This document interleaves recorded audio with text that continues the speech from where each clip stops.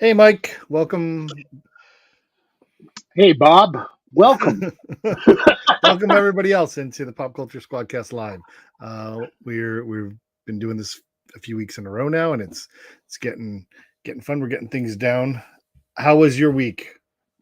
My week was about 7 days long, and I like it when it works out like that. That's Yeah, usually the best way. That is that's absolutely the usually best the best way. Yeah. way. I want to I want to touch a little bit about for before we get our guests. We have two guests tonight, everybody. So hang on, and we're going to get to them. Very shortly, we're going to bring in our own Marc Alan Fishman and talk about his upcoming appearances and what they have going on at Unshaven Comics. And we also have editor Will Dennis coming on a little bit after that. But I kind of want to talk a little bit, if you can, Mike, about we can get to this later. The state of comics and how much the publishing landscape has changed in the last 5 years. Last 5 years. Last 5 years. In the last 5 years, there's massive changes in the publishing landscape. Yeah, but I was promised there'd be no math.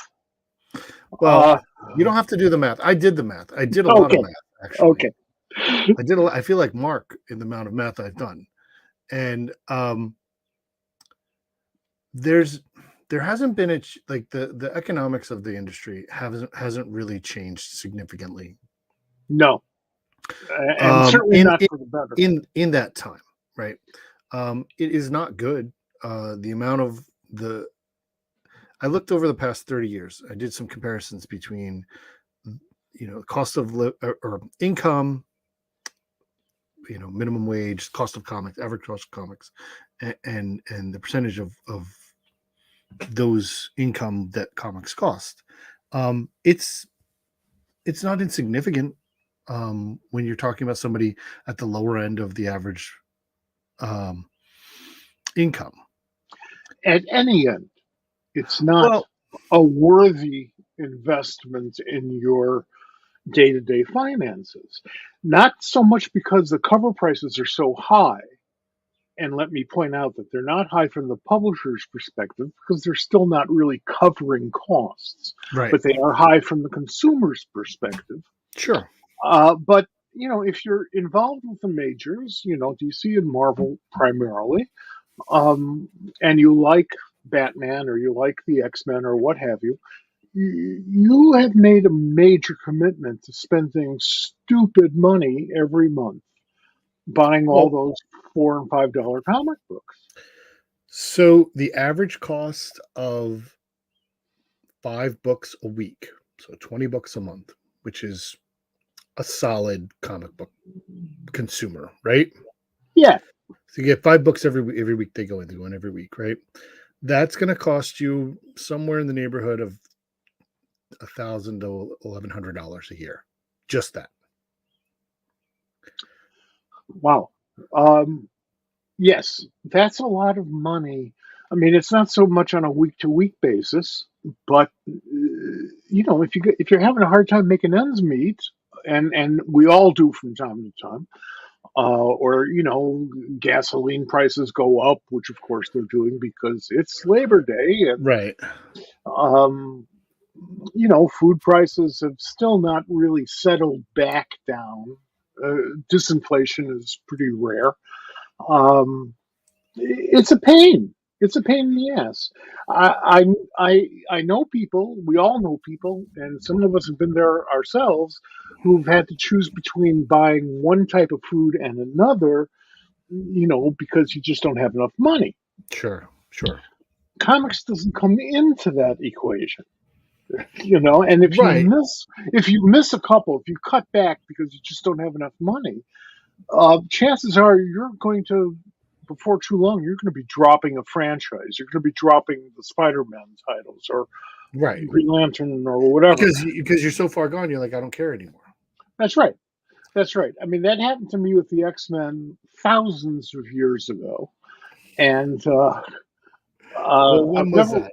When was that? Was that because it is topical related to your article from this week? Yeah, the column that we ran yesterday I said I started to drop out of the X-Men around the time New Mutants came out, Right. which is what, like 82 or something. Yeah. Well, So that's when I was coming in. So yeah, partially because I didn't warm up to the characters, but also I want because some. I liked the X-Men universe the way it was. I didn't need it to start this expansive movement. Right. And I mean, I'd still read it. I'd read the main title, and but after a while, it just sort of unraveled as that universe got bigger. Right. So, now that Tom is going to be taking over the editing of all that, I'm looking I, forward to it. I'm curious to see what he does with it. I have a lot of respect for him as an editor, As do I. as opposed to as a doorknob or something. But that's what he does, and he's damn good at it. And he's Mhm. lasted forever. So I am curious, but I don't know who all those guys are. There's like Oh, I 50 don't. billion. I read it and I still don't know who they are. Like they're I'm hip. I'm hip. The woman who owns this place was a huge X-Men fan when Mhm. she was selling comics Sure. as a retailer and a fan.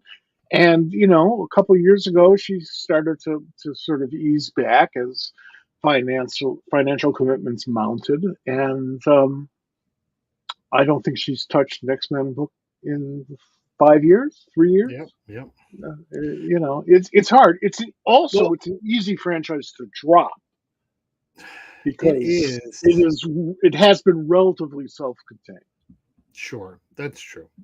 Um, one of the things that kind of relates to that is um as the independent comics, right? So to me, I question and fearfully question the efficacy of any independent publisher and people making comics that a publisher will publish. They're really the only, and this is only from the outside, stable independent publisher, and I kind of don't count Image as that, would be Dark Horse and Boom over the past 5 years. Everybody else has had massive, massive problems, Yeah, and I don't.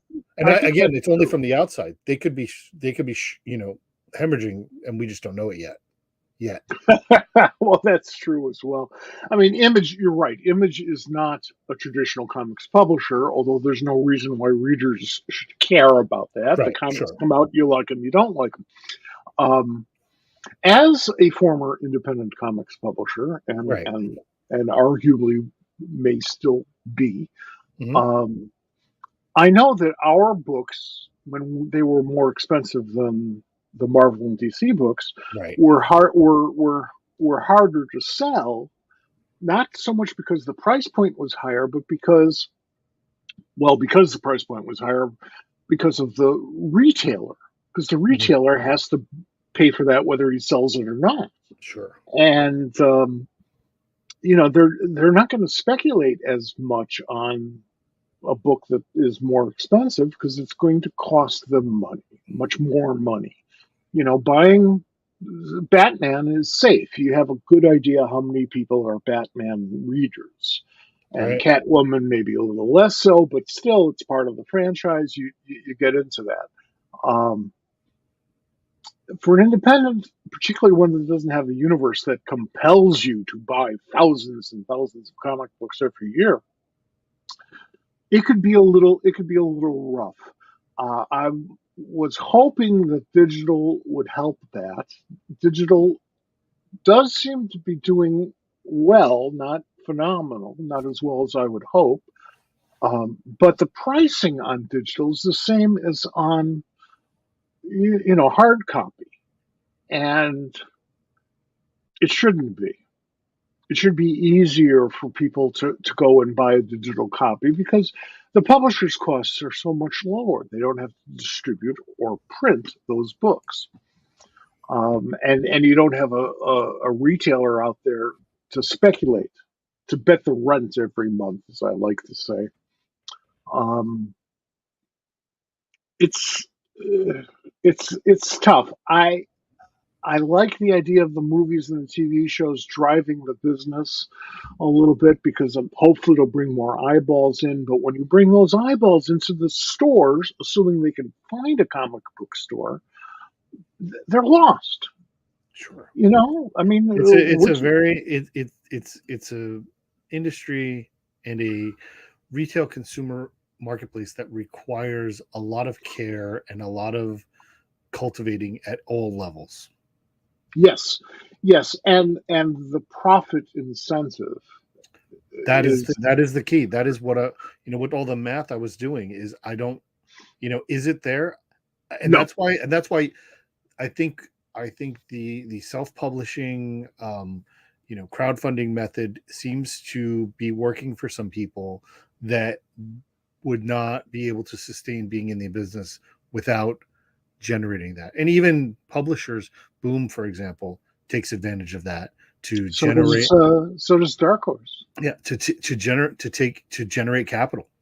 Yeah, yeah. I like crowdfunding for a variety of reasons. Partially because it's fun, partially because the two guys who did all the Mad Magazine parodies, TV and movie parodies. Sure. They're coming out with a book called Claptrap, and they which is a bunch of original, brand new parodies that's of classic movies. Citizen Kane Sure. and Wizard of Oz and that sort of thing. And I think that's really kind of cool. And they raised trillions of dollars. Well, Yeah. maybe not quite that much, but Over a a lot million, of money. probably over $1 million. Well, and they kept on adding more stories to it, and so the book gets pushed back a little bit. I think I understand they're pretty close to coming out now, but I look forward every week to getting their updates. As far as I'm concerned, whatever it is I contributed to that funder, it was a subscription for those weekly updates, and they're hilarious. They're absolutely hilarious. Exactly. So they're forming a bond with the readership, even though the readership was already with them because we put money into it. Obviously, we had a reason for that. We must have liked this stuff, and yet it gets stronger. It strengthens, quite a bit. And I talked to Tom Richmond at whatever it was the last convention I did. You were probably there, so you could probably tell me. And I like the guy enormously, and he's incredibly gifted. Um, and I was able to get over the geez, I'm really sad that Mad Magazine isn't around anymore. Right. I remember that. I remember this conversation. I was there for this. Go ahead. That's right. And I am sad. Mad Comics and Magazine were some of the most influential stuff ever published in the United States of America. Right. Literally. Absolutely. We're not going to solve this problem. Unfortunately, we're not going to solve it in the next 20 seconds. So, well, here's how you do it. You go to your parents' bedroom, find your parents' wallet. It might be in a purse, might be in the pants. Take out all the money and send it to Pop Culture Squad. Okay, well that we could get in trouble for saying that. So, Super Sales did. He got thrown off the air. I did. I yes, that was fantastic. Well, let's bring in an independent publisher and comic book creator who is one of our very good friends and brother. We're going to bring in Marc Fishman, and welcome, Marc. How are you? Howdy. Oh, I love your Mickey Mouse ears. Thanks. How are you doing? Can't complain. Well, I should say I could complain, but I choose not to. See, apparently you're causing problems in my household. So this is how this is going. Speaking about households, how are the wife and brood you've got going out there? Everyone's doing well. We go back to school next week, and I can say pretty firmly, thank God. I'm sure. I cannot wrap my head around school starting in August. Now that's because you probably noticed I'm a real old fuck, and the school I went to, we started like the end of September. And by the end of September, most kids today are really sick and tired of school, as are most teachers. You want to be on camera? You got a little reader there. I do. What are you reading? What are you reading to? My own books. Mark, speaking of, since you've been here last time, we have something to talk about, as Bonnie Raitt once said. So tell us about this. What is this? That is Samurnauts to the Max issue 1. This is the new book that we have coming out. It's debuting at Dragon Con, and I could not be more excited to put it out there because this is the first time it is solely me. Solely you. Yep, I wrote it, I drew it, I did everything in it except for the cover, but I commissioned the cover. Excellent. But you got the pictures of the other guys there on the cover. Right. I mean, they gotta be. That's part of the. Sure. So, as you mentioned, you're going to be at Dragon Con coming up in a couple of weeks, right? Yes. So, who's going to be there with you? Just you? You're going to bring? Oh no, it's full. It's everybody. All three of you guys, right? Yes. Now we've done. You got the book. Yeah, we've got. This is the first time, maybe ever, we have everything we actually need for the show. We're not showing up like missing. Yeah, go ahead, take the Nerf gun. Go shoot your brothers. Yeah, we've got new books. We've got reprints of the old books. We've got children stealing their Oculus. We've got poster prints, Pokemon mashups. Kyle's got his new book, Bloom's Heist on the Magical Girl Vault, which debuted earlier this year. And I would definitely say is his next best-selling book. Like Toolbox did really well for us. We're on our second printing of that. And we are down to, I want to say 2 boxes left of Heist and we're done. Wow, with the first that's great. printing. Yeah. I mean, then we only did 4 shows last year and Bloom's was only in 2 of them. So that's fantastic. So like kind of the concept we were talking about, and you can chime in. I'd love to hear your perspective as a current independent comic book creator. Like you have to spend a lot of time paying attention to your sales, to what you're doing, how things are going, and how does that benefit you? I mean, you not everyone spends as much time as you. I will say that because you are a master at it. But how does that benefit you in terms of managing your, the income versus what you're laying out? I mean, aside from having to put out checks to you for such nice things to say, no. Mainly, I mean, we've been in this for 15 years, and I wouldn't say that we just did this overnight. This was a matter of, I hate the term paying our dues because there were no dues to pay. This was literally just roll up our sleeves and learn how to be in this business in the way in which we can be. And, pertinent to what you guys were talking about beforehand, we're not in previews and we never will be. That's just not something we'll ever flirt with. We tried it for 30 seconds until I read the contract and said never. I couldn't possibly see how anyone in our spot would ever do something like that. And I posit Occam's razor.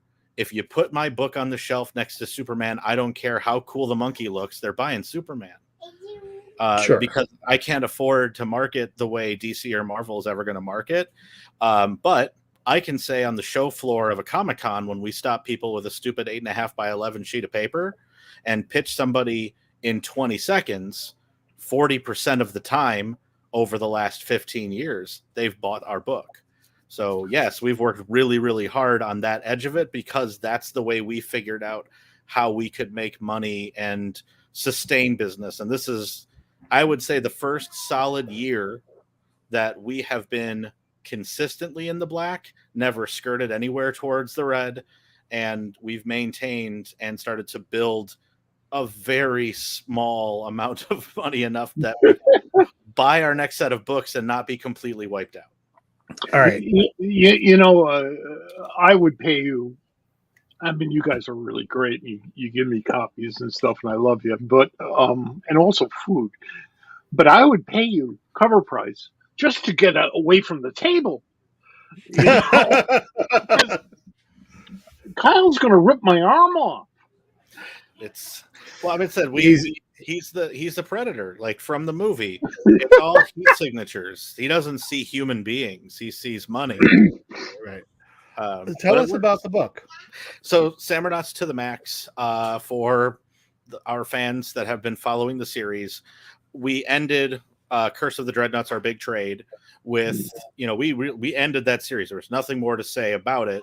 But in that particular story, there is a major loss in an early team of the Samurnauts. For those who are unfamiliar, Samurnauts is a team of samurai astronauts led by an immortal kung fu monkey defending the Earth from all sorts of ne'er-do-wells in the universe.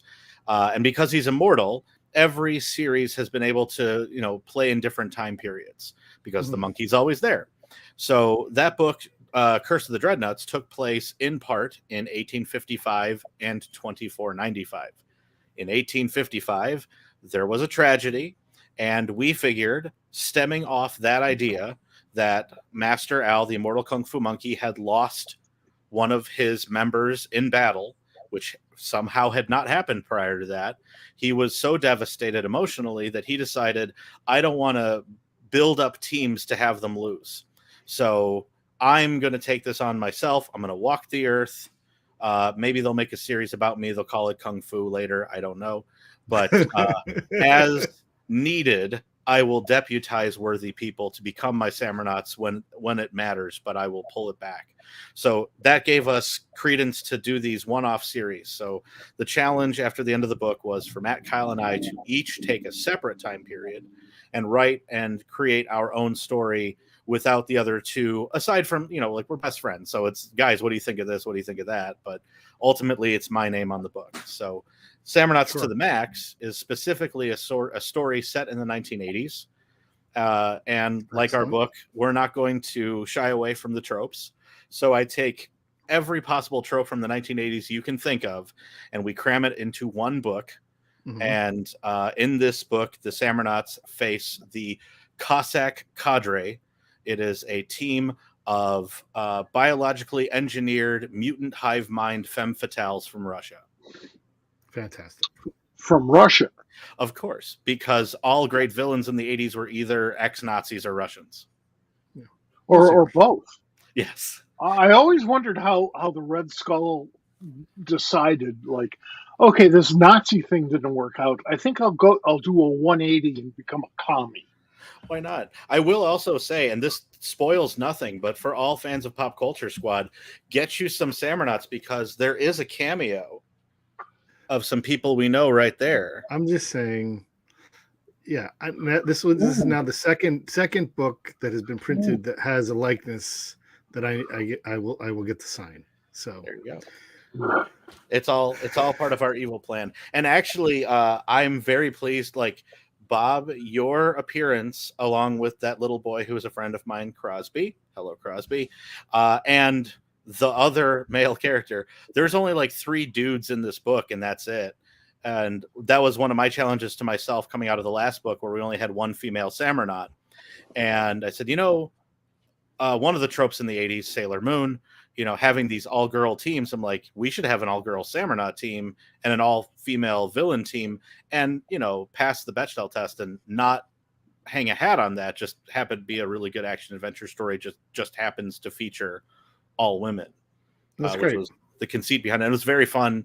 I'll say nothing more to say, like, when we were shooting photos for the book, because I work from reference, there may be no greater memory of my dealings with the Village of Homewood Parks and Recreation Department as walking into the community building where my children have gone to preschool. And behind me comes 4 women in skin-tight leather outfits carrying their own pole. Like they're athletic pole dancers, and they brought. I didn't ask them; they just decided they needed to bring that. So you've got 4 of them walking in, a pole, and then here comes Matt with 4 of my bins full of Nerf guns. Exactly. And yes. the front desk guy is just looking at me, just more confused by the barrel full of what's coming in. And he goes, "What are you guys doing here and again?" And I go, "Preschool." Making a comic. Right, I'm making comics. And the funny part is the room that we rented is literally adjoined to the front desk with a door separating them, and they pulled the shades.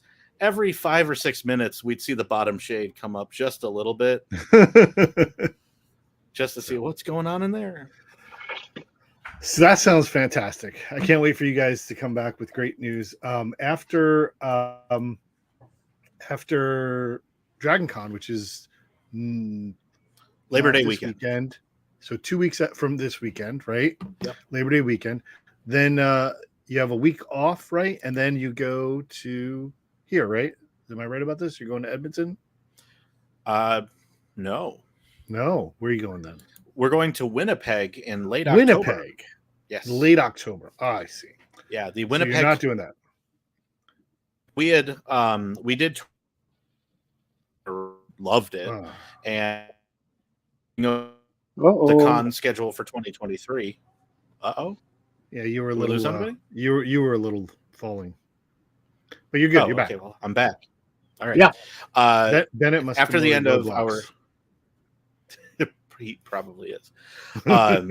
After we finished Toronto last year and having seemingly like hit a home run twice in Canada, we're like, well, is there any other place we could drive to that is Canadian? We looked at it, was like Montreal is drivable, but none of us speak French.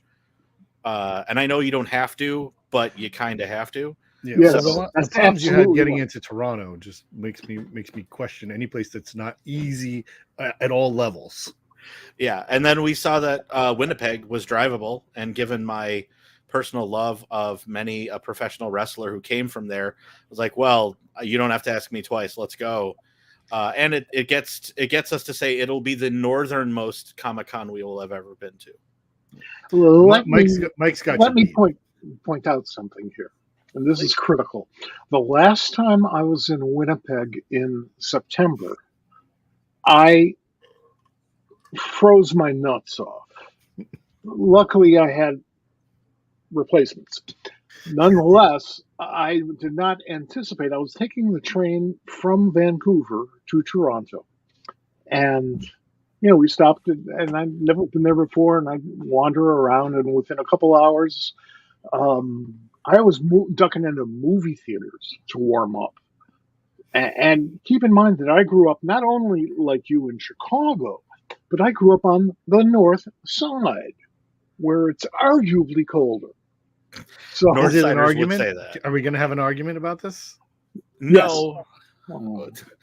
I mean, look, I've been trained not to fight with the insane. But I will say, Mike, if it wasn't obvious, going up to the north and freezing my balls off would be a positive in this house. Yeah. Well, that's going to be the comment of the night, I think. So there you go. Look, I will keep that. Where I get to promote my stand-up comedy, right? I like Edmonton a lot. It's a shame you're not going there. People all dress up in cowboy hats. Oh, yeah, it's in Alberta. Yeah, they have this sort of oil fantasy thing. So it's a little weird if you're used to people with cowboy hats having Texas accents or TV Texas accents, which has no bearing on reality. But in Edmonton, they're, Canadian for some reason. So it's a really strange experience. My hope, if we did that one, I would hope for Letterkenny. Yeah. Well, sure. Yeah. You sure? Yeah. Absolutely. I'd love to go back to Edmonton. Anywhere in Canada. I love Canada. So, Mark, before we let you go, we do want to remind everybody that you're going to be at Dragon Con on Labor Day weekend in Atlanta. As you can see on the bottom of the scroll, I don't know if this is showing or not. Is this showing at all? I can see it. There it goes. Oh, there it is. There it pops up. Yes. All right, Dragon Con. On the bottom of the scroll is the link to the to where you can get Cybernauts to the Max if you're not going to be in DragonCon or in Winnipeg later this year. And also in the comments section of this podcast, you will be able to get the link there, so you can go and see what there is. There's options to getting back issue or previous issues as well, right? Yeah, everything that we have available is on the newly launched unshavencomics.com. We're very excited that we finally have a working website again, that we have a podcast again, that our books are up there, that everything's coming up Millhouse. We're quite excited. Fantastic. Well, when you're in Atlanta, check out the show. See if Mr. Trump or Mr. Giuliani have decided to stay a couple of days extra in town. They're going to be near you for some of that time. The best part of we are proverbial old men. When we go to Atlanta, we don't stay anywhere near that con. We're actually up in Marietta, Smyrna, that northern burb area, and then we come down. We've done the show enough now that we no longer get completely ass backwards in America's Mart. The very first year we were there, which was the second time we were at Dragon Con, because we were there the last year that Artist Alley was actually in the basement. And then they moved it to this venue. And the venue is not unlike Chicago's Merchandise Mart, but it's got 7 floors. They rent out only 2 of them, and they're identical. And they don't have any signage in the building for Dragon Con until the day it starts. So on load-in, if you don't know where you're going, you look like 3 idiot Chicagoans carrying around carts full of stuff, yelling at each other, going, "No, I think it's this way. No, I think it's that way. You're stupid. No, you're stupid. Why is Mark dead?" Well, thanks. God, thanks so much, Mark. I'm going to miss all that from the convention scene when I finally do retire. Yeah, that's not allowed. We'll keep sending you clips. That's not allowed. Well, I appreciate it, guys. We'll see everybody at Unshaven Comics. And if you're at Dragon Con, come say hi. And please say hi to Mr. Dennis for me. Thank you. All right. Good night. Take it easy, Mark. I love Mark. I'm so happy that book is out. I can't wait to get my hands on it. It is, as someone has said earlier, bonkers, and he has such a great job doing it. I love Mark. I love the Unshavens. It's one of the highlights every time I go to Chicago, go back home, or I see him at a convention, but more likely in Chicago. We just have this swell time, and then they indulge me with some barbecue. So what's there not to like? Of course, it's wonderful. Next year we have to avoid the torrential rain so we can have the barbecue. At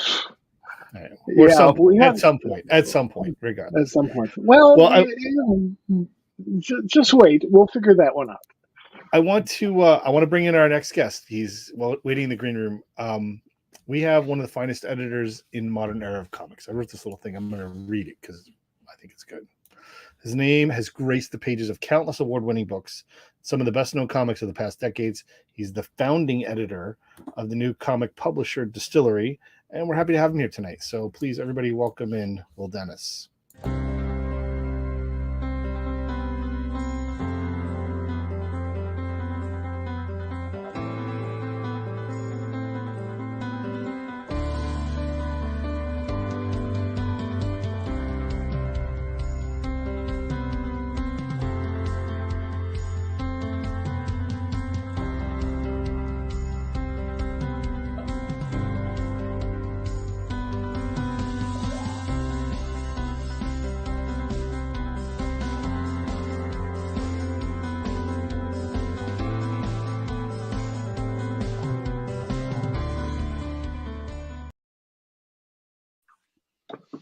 Wow. Hey, Will. Thanks for joining us. You're welcome. You're trying to make me cry? What's happening? You're gonna come on. Yeah, well, we do. Memory lane there. I was hoping it'd be that the Green Day song that they play over every annoying kids slideshow when you have to take your kids to elementary school. Well, what's happening, guys? if you want to know the truth, I was actually a little irritated when I made that little video because I typically use Adobe Express, and there's a new version of Adobe Express, and I like that better for videos, and it wasn't working today, so I had to go back to the old version. So the sound, there's better sound options on the new one, so I had to go with an old version. Anyway, that was sweet. Thank you. So yeah, so you feel prolific? Is that what's funny is I feel old mostly, but yeah, there's a lot that no kidding. I left out. There's a lot I left out that are some of my favorites, and we'll get to that maybe later.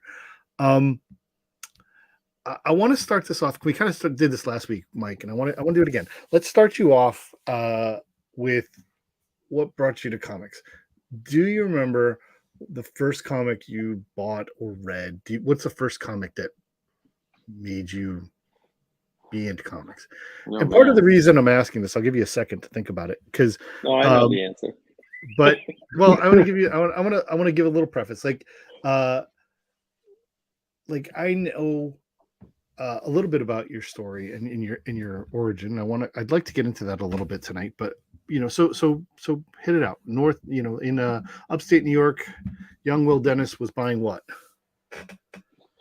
The first comic I remember buying and saving was an issue of Detective that had, I don't know if it was a Neil Adams cover or maybe it was like one of the Irv Novick kind of disciple covers, but it was like him in he was like had these gold statues like tied to his wrists and legs, and he was underwater, like he was like drowning from these gold statues that were like holding him, and there was like a dock above it, so it was like a camera shot like up through the water as Batman. I definitely remember, I don't know, it was definitely a Detective, early 70s. And then that was the one that I definitely recall. I know exactly like where I bought it. Like I don't know how old I was, but did you buy it off the rack, or was it from like no, it was I grew up in Ithaca, but my mom grew up in Oswego, which is like, kind of right there in Lake Ontario.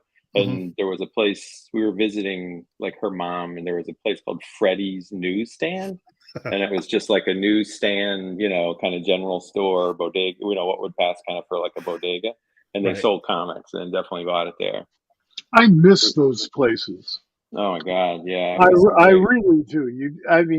Even if the person who ran it would just scream at you for, this isn't a library sort of thing, which happened a lot. Even though I'd always wind up buying the books anyway. I loved it. The whole idea of, you can go there, you buy a couple of comic books, you buy a candy bar or something, a little bag of potato chips, maybe a Coke if it's a hot day. And what more does like a 9-year-old need? Yeah, and they had the candy like all behind the counter. So you had to like tell the guy like what you wanted, sort of thing. Yeah, I don't know. Yeah, there was a place in Ithaca too called Mare's Smoke Shop, which was like a humidor, smoke, pipe tobacco cigar place. So, and they sold magazines and comics, and everything smelled like that sweet like tobacco smell. Yeah. And then even as I got older and you were like, sneaking, dirty magazines off the shelf, I have this very like acute connection between dirty magazines and the smell of of tobacco. There was a place like that where you should talk to somebody about this. Yeah. Really. Yeah. Right. There was a place like that where I grew up in Chicago, in the near northwest side. It was a tobacco store, and they had a little magazine rack, and I would always go there on my way to cover every place on earth that sold comic books. And I came back. My father said, "Well, where did you go?" And I told him where I went, and he laughed his ass off. And I said, "What's so funny?" He says, "Well, did you play poker in the back?" And I said, "No, it's one of those places, huh?" Because even though I was like 8, there were plenty of them in Chicago in that neighborhood at the time. And I went back there a lot, even long after I moved out of the neighborhood, just because of the smell and the experience. So I kind of associate that with comics. Yeah, it's weird, right? Yeah, Yeah, we had that was kind of there was cool. a whole circuit. Like there was 2 drugstores. There was like a student agencies place that, like was right off of campus because Cornell is right there. I grew up like right off the Cornell campus. Hmm. And yeah, there was a couple of these other places, and I would just like make this rounds of where the stuff, because you guys remember it was like you'd buy issue 172 of Batman, but then they might have issue 174, but there was no way to Right. get 173. So okay, Exactly. maybe I'll go to the drugstore and see if they had it there. Yeah, and I was like, or Woolworths sold those 3 in a pack, like Right. Oh, sealed ones. those are great because you get And you'd all at have to once. you'd have to peel them out and see if you could tell what the one in the middle was, and it was like, yeah, it was all before the comic when the comic book store opened in Ithaca. It was like, oh my god, like it was like that we were like the gorillas in 2001 when the monolith shows up. Like it was just sort of like, whoa, like what the hell? Or I was by myself because I was very in the closet about my fandom. I didn't really. I had one friend that was sort of into it, but otherwise it was we were just like buying dirty books like in the back of a Raymond Chandler bookstore. So, but Yeah. sorry, let me just open this up. These kids today, they have it too easy. You walk in the comic book store, you got everything. Well, I had it easy too because my first job was working in my aunt's store, which is in Seaside Heights. It was Babe's Corner Store. So I'd get up and I'd put the newspapers together on Sunday mornings, but that meant that I'd spend the night. So I'd go and read all the comics off the spinner rack and then go read them all and then put them back. So, that's how that worked. Oh, that was you. That was you. That was me. That was me. Yeah. And I was young, so some of Monday was all dog-eared. Some of them were a little. I was young, so I didn't know about not fold them over at the time. You figure that out later on. But the cool part was, I did find like back hidden behind something at one point. I found, which is like kind of my holy grail. It was X-Men 66, which is the Marie Javins cover, or I'm sorry, the Marie Severin cover, where Cyclops is Eric the Red. Mm-hmm. And I held on to that book for as long as I possibly could until everything left around, all of my comics left. But that was the oldest comic I had for the longest time because it had been like buried like for a decade and a half behind something. Mm-hmm. Mm-hmm. And when I was a kid, I was convinced that the more out of the way the store was, the more likely it would be that they would have something like that, but by my standards, which made it, like on papyrus or something. And we went to this place in Hammond, Indiana. We were driving to Gary, where my grandmother lived, and I'd never seen it before. It was right before the interstate was built through northern Indiana, and I didn't want to leave the place. My father, wanted me back in the car so they could finish going to Gary. I would not leave that place until I had seen every book in the spinner rack. I was pissed off that I couldn't find like Action Comics #1, but nonetheless, it was an adventure. I'd never seen this place before. That's how I fell across Thunder Agents. I went to a drugstore I'd never been to before. I never heard of Thunder Agents. I certainly had heard of Wally Wood and all the great people who were inside that book. Reed Crandall was great book. And I'm looking at this superhero stuff drawn by my favorite artists. It was like, the seas parted. Mm-hmm. And like most people of my generation, at least, who got into comics, we did it just because we'd taken enough from our parents about how much time and money we spent buying comics, and said, nope, that's how I earn my living. So there. Yeah, exactly. I've had that conversation. That's a good one. I want to kind of let's bring things into the present. We'll get back to some old stuff. So you are the founding editor of DSTLRY, right? That's what it says. Listen, that's what I it says. am. That's what you It are. says it on the T-shirt. It's great. That's fantastic. Like Tell us about DSTLRY a little bit. What can we expect from the company, and in terms of content and frequency, whatever you can tell us. What are people going to see? Obviously, one thing just really quick. The Devil's Cut, which is the preview issue essentially for all the initial stories, is coming out next week, I believe. I believe it's next Wednesday in comic shops. Yeah, I thought it was the 30th, but I could be wrong. Okay, I don't maybe know. it's the week after. These, So either next week or the with week after. All the distribution changes and stuff now have got me completely discombobulated. Like all my deadlines at Image and stuff are just like they're all off now a week, and it's like, But it's a 5-week month, so yeah, it may be yeah. So, but it's soon. So yeah. I mean, it's so that'll be out. I mean, we had a version in San Diego that we had. So some of the stories in there are ones that are sort of launching points for series, and then some are just very self-contained, But we didn't want any to be. The only real brief was that they couldn't be actual pages from something, right? Like they couldn't be, the first 5 pages of Jock's first issue kind of thing. We didn't want to do that sort of business. So it wasn't it wasn't a true, just like a marketing sampler. That information, it makes me feel things like, because I've read it and I enjoyed most of those stories. Like I'm not just putting any of them down. I enjoyed a lot of it, and I was like, oh, we're gonna jump from here. So now you're telling me that this is just like some preview knowledge. If you can have it, you can have this information and it's good. But if not, you're gonna be fine picking up issue 1. Yeah, 100%. Yeah, that was the brief that like we basically gave to everybody, was like, if it's adjacent to something you want to do, then that's cool. If it's something that will follow on, the thing will follow on from this. But we didn't want anything that would be. We wanted this to really be its own artifact, right? Its own thing. If you just pick it up and read these stories and think it's cool because it's like all your favorite creators and never buy another copy of any of the books, like, well, then hopefully, you got like a cool 5 or 6 or whatever page story it was, I mean, that's the tricky part with anthologies, is always like to make them sort of satisfying unto themselves, which is hard enough to do, but I didn't want the added layer of it being like just a teaser, right?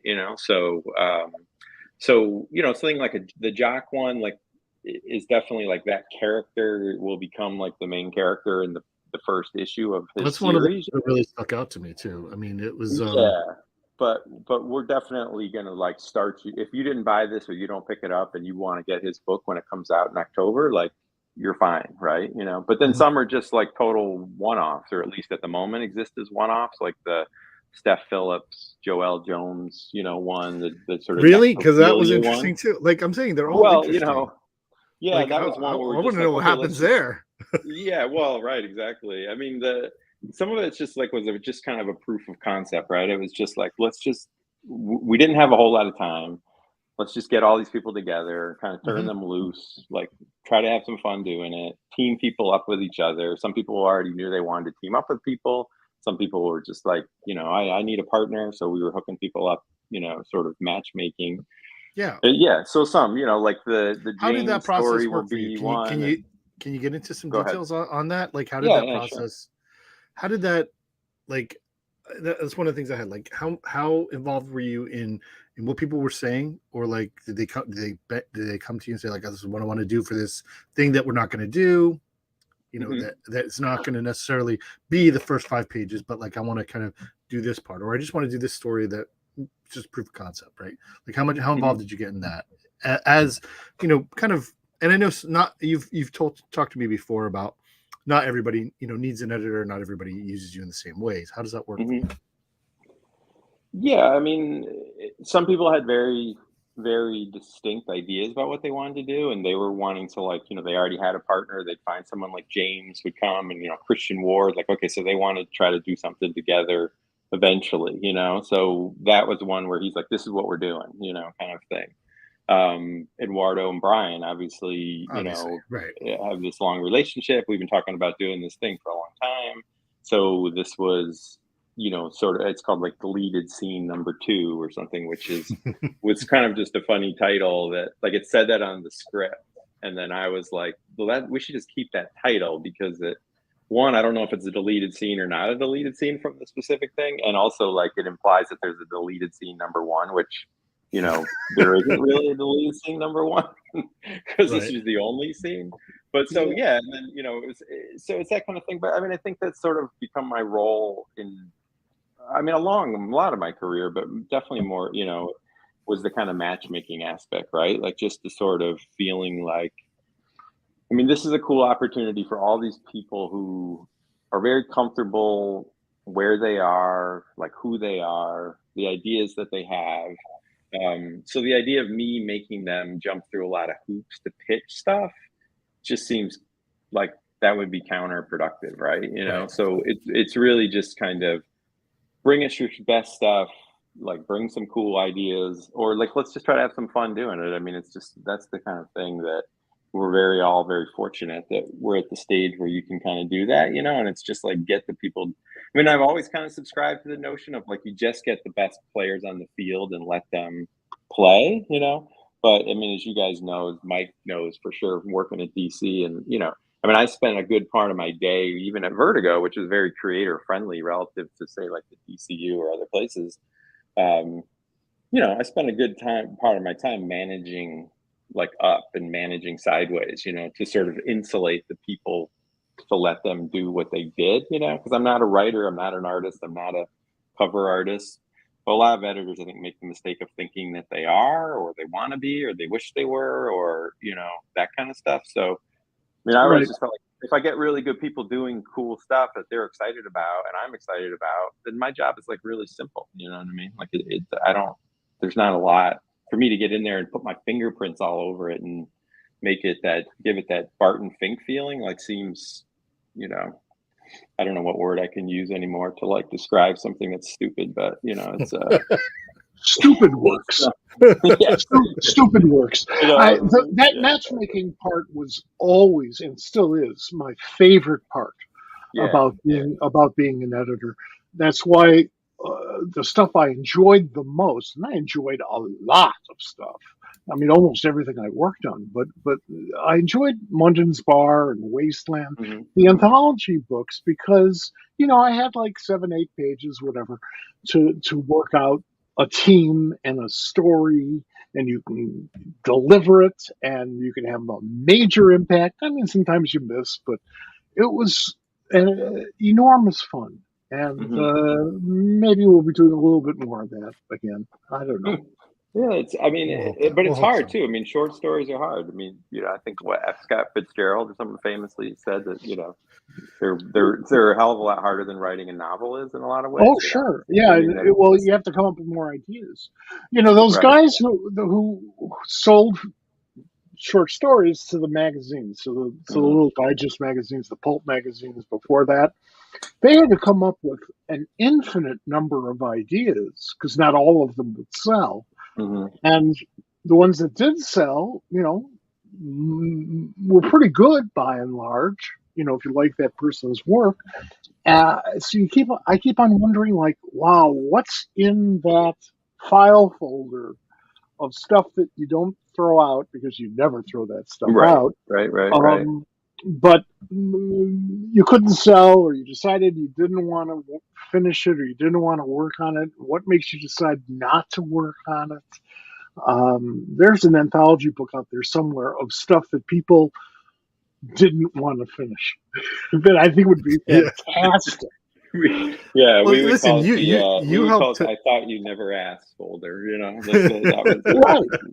Right. I mean, there are projects. I'm sure you feel the same way, Will. There are projects that I wanted to do 20, 30 years ago that I still remember that I would love to do today. They were brilliant then. They are brilliant today. And the people who are involved in it are probably even better than they were back then because they're more experienced at it, But one of the things you said about being an editor reminded me of when I do conventions and somebody invariably comes up or asks a panel question, how do you get to be an editor? which just turns on my sarcasm reflex like nobody's business. But the first thing I say that makes sense is go to school and take a few psychology courses. Mm-hmm. You know, and people like they got to kind of figure it out, but just like you did, you know, it pretty rapidly. You go, oh yeah, I get that, because the way you handle any team and any one individual, it's different each time. Each time, exactly. And for me, that's fascinating. I love figuring that out. That's a hell of a good puzzle. Yeah, for sure. Yeah, and that's definitely become the thing for me, is that business of, it is that chemistry, right? Like, even when I think of the projects that haven't been so successful, at least in my own mind, when I look back on ones, and they're ones that by and large, like, they're just like, we just never came together. Like, there was just a reason that it just never gelled. Like, we couldn't get buy-in from everybody, or people were just having too many things outside their life that was happening at the same time. And it could be the same people. Some people you do amazing stuff with, and just for whatever reason. And I find, but I find often in my looking back on things that I feel like haven't worked as well as I wanted them to.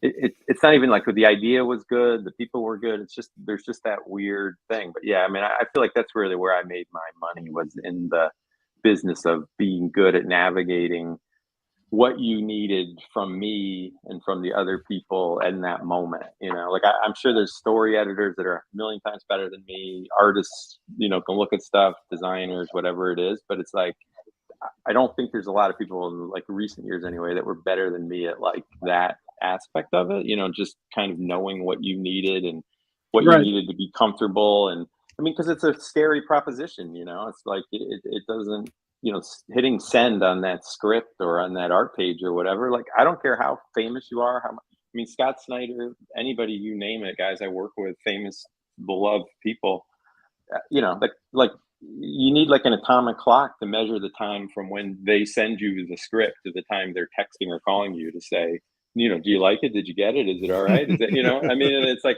you know, it's just, and that's totally natural and normal, you know, but you know, it's a very like, it's a very intimate relationship, or I think it should be if it's working well, you know. And it's like, you're the first person often that's even seeing it, you know, like, you're their first reader, you're their first point of contact.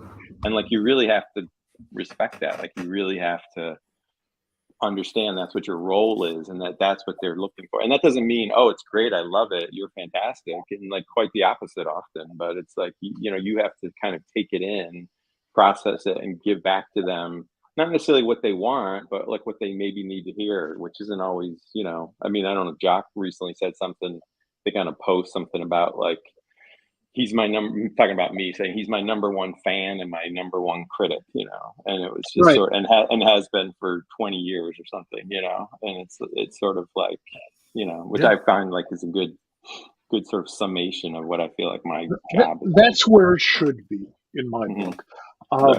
There's one thing that we always have to remember, those of us who are involved in both the creative and the business end, and that is that some of comics' greatest successes started out as great failures. Spider-Man was printed off in the last issue of an already canceled comic book. The Hulk failed after 6 issues, and they finessed it back, and in the process created what we think of as the Marvel Universe. X-Men did horribly, was in reprints. I think it was canceled for a while. It was like 6 years, 5 years of reprints. Yeah, I mean, that's like being canceled, but being an asshole about it. You know, you know, some of our greatest successes. Now there are a few that were engineered to be big successes. You know, Batman, Wonder Woman. But that was in a different day, and you have to have the courage to screw up. So when I look back at some of the stuff that didn't work, I don't regret. In most cases, there are one or two, but in most cases, I don't regret having done it. But then I had the privilege of working for a guy, Dick Giordano, who encouraged that behavior. Dick said, if there isn't something at the end of the year that we're not going to have to burn off in inventory, you haven't done your job right. Right. And I think that he's absolutely right about that and many other things, of course, but yeah. absolutely right. If we don't know what we're doing, we just know what we think is good. And hopefully all of you folks out there in Readerland think so too. Otherwise, we're out of a job. So I'm having the greatest time with this conversation. I can't even tell you guys. I have these lists of questions, and they're of things I want to talk about, and you kind of hit on each one. Like, oh, that leads into this one. Oh, that leads into this one. So there's so many things. I'm gonna go with this, and it kind of leads into, I feel like, embarrassing Will a little bit tonight. So I'm gonna out you to your That's creative impossible. partner. You're getting to know you over the last couple of years. I can see your love for comics and the nerd hiding under the flannel shirt and the disinterested Gen X stare. What excites you about making comics 30 years later? Sorry, but 30 years. It's been that long. Yeah. It's been it's been 25 at least, but I mean, it's sort of what we've been talking about. I mean, it's just these relationships that I've made over the years, and it's like figuring out, like, I really just love anybody who's really good at their craft, right? Like anybody who has serious about their craft, has thought about it, and like wants to just sort of bring like their best stuff, and I don't.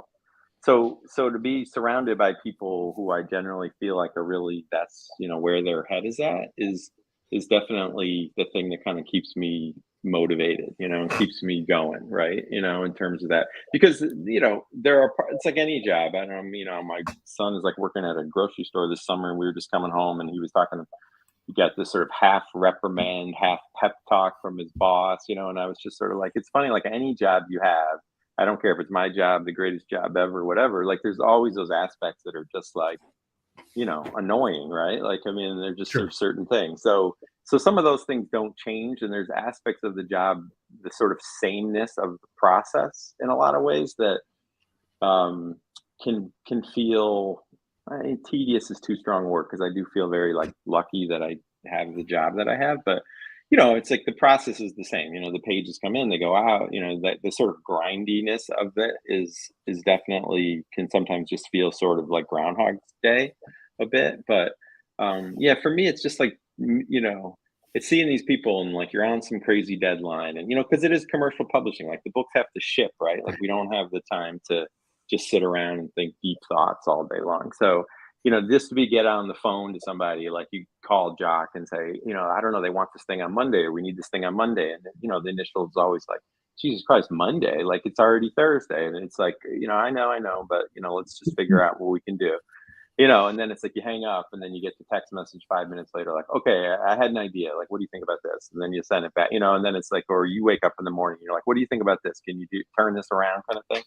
And that sort of action to me is like what I like, like I like the big action of like even this distillery thing. I mean, it was a year ago at San Diego that I was having my first meetings with Chip and David Steinberger and Chip Mosier about the company, like in general, right?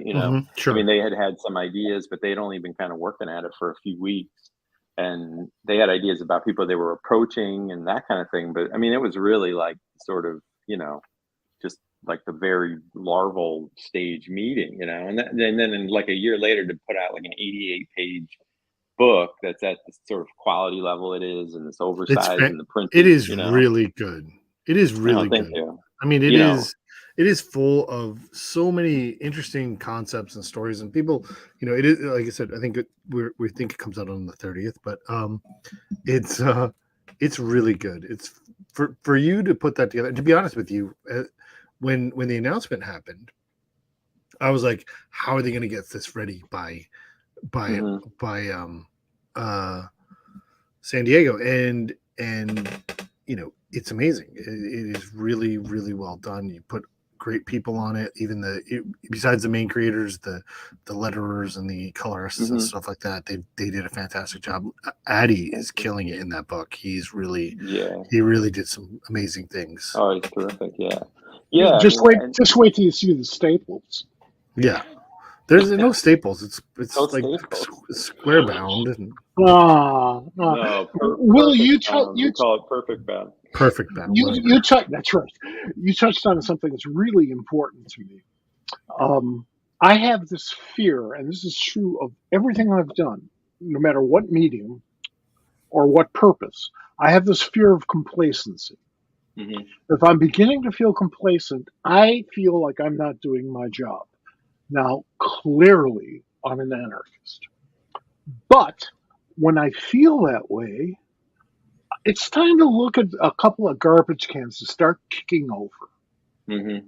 You know, that's the time to do it. And it's critical in an ongoing comic book series because you don't want the reader to ever feel that sense of complacency because they'll go away. And if they go away, chances are really good that they'll never come back. And if the retailer cuts his order from 10 copies down to 9 copies, that's a sale you've lost forever.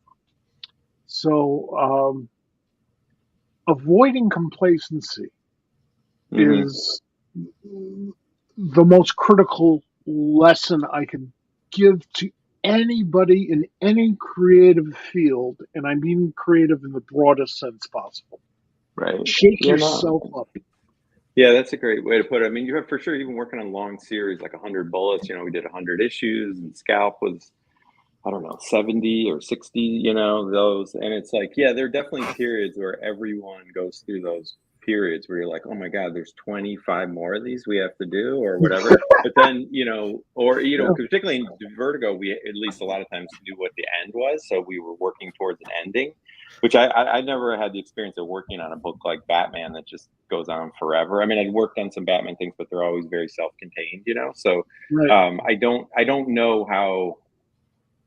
One, I don't know how those guys or women maintain that enthusiasm without getting complacent, except that I look at most of them that I've experienced over the years and realize that most of them are fairly complacent, sad to say. Like, I mean, there is a level of complacency that would settle in on like a lot of people, like when I used to work at DC particularly, and I'm sure you did too, where it's just sort of like, yeah, it's a cool job. And yeah, like they would just give you this. I mean, we had people that were like, the guy's like a human potato. Like he's just like a shoulder shrug with like, that has oxygen coming out of, that he breathes oxygen. Like it was just like, like you have like the coolest job on the face of the earth and you schlep in here every day looking like, you're going to, like an accounting firm that you don't want to work at, So yeah, I mean, that's definitely, you're right. I mean, that is tricky, but you're working on those series. Like we used to have to really you'd have to kind of rely on each other to get, to sort of keep everyone's interest up. I mean, that is like, and I feel like that's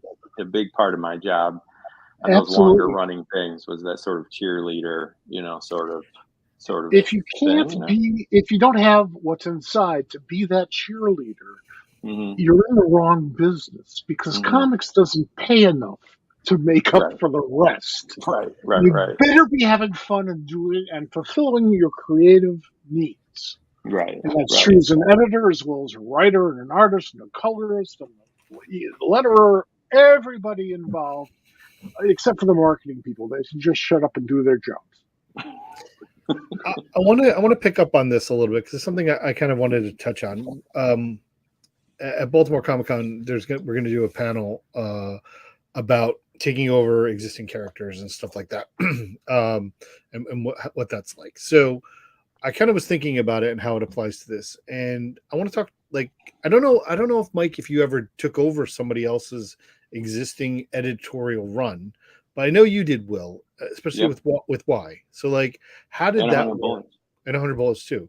How did that work for you in like coming in where the story had already been laid out? Like, did they at that point, did you know the ends and you just were waiting to get there? How did you feel coming into somebody else's already existing story?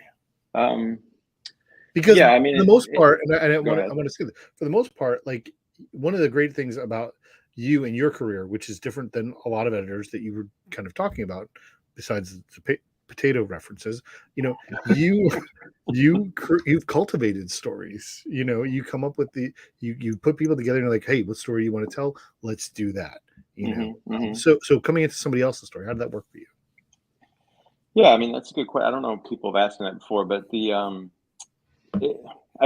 biggest thing for me was to feel like I think I benefited on some levels from not being super experienced when I took over 100 Bullets. That was like the first one I kind of took over.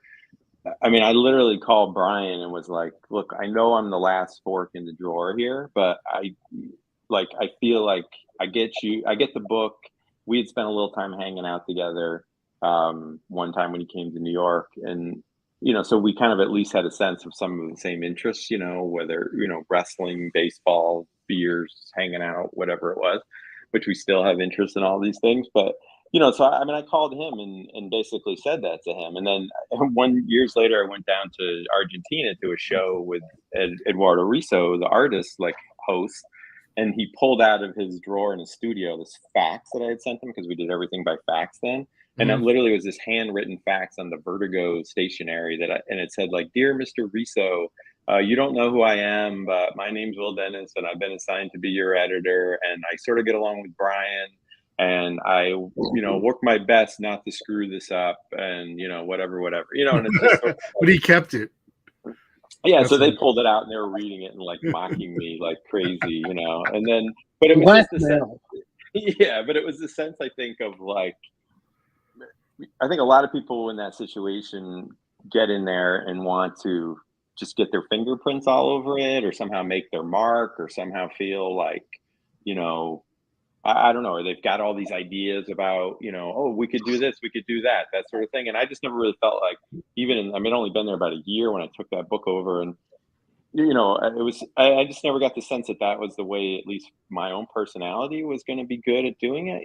Like it wasn't going to be right for me. I saw some other editors that maybe took a heavier hand, and I guess if it worked, it worked. But like for me, it was like, this is not who I am. So it was just like, I'm just going to be. So I benefited from, I was a little older, and I'd had sort of another previous, like whatever would pass for a career in New York for 5 or 6 years.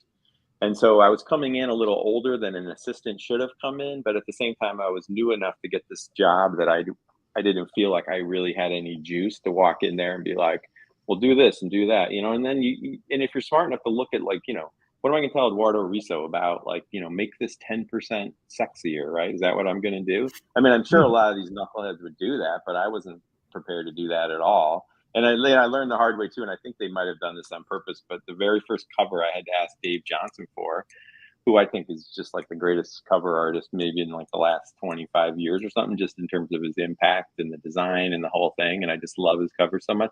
But Brian was like, just send this sketch to him, like a thumbnail, and fax it to him and say, like, this is what we need for the next cover.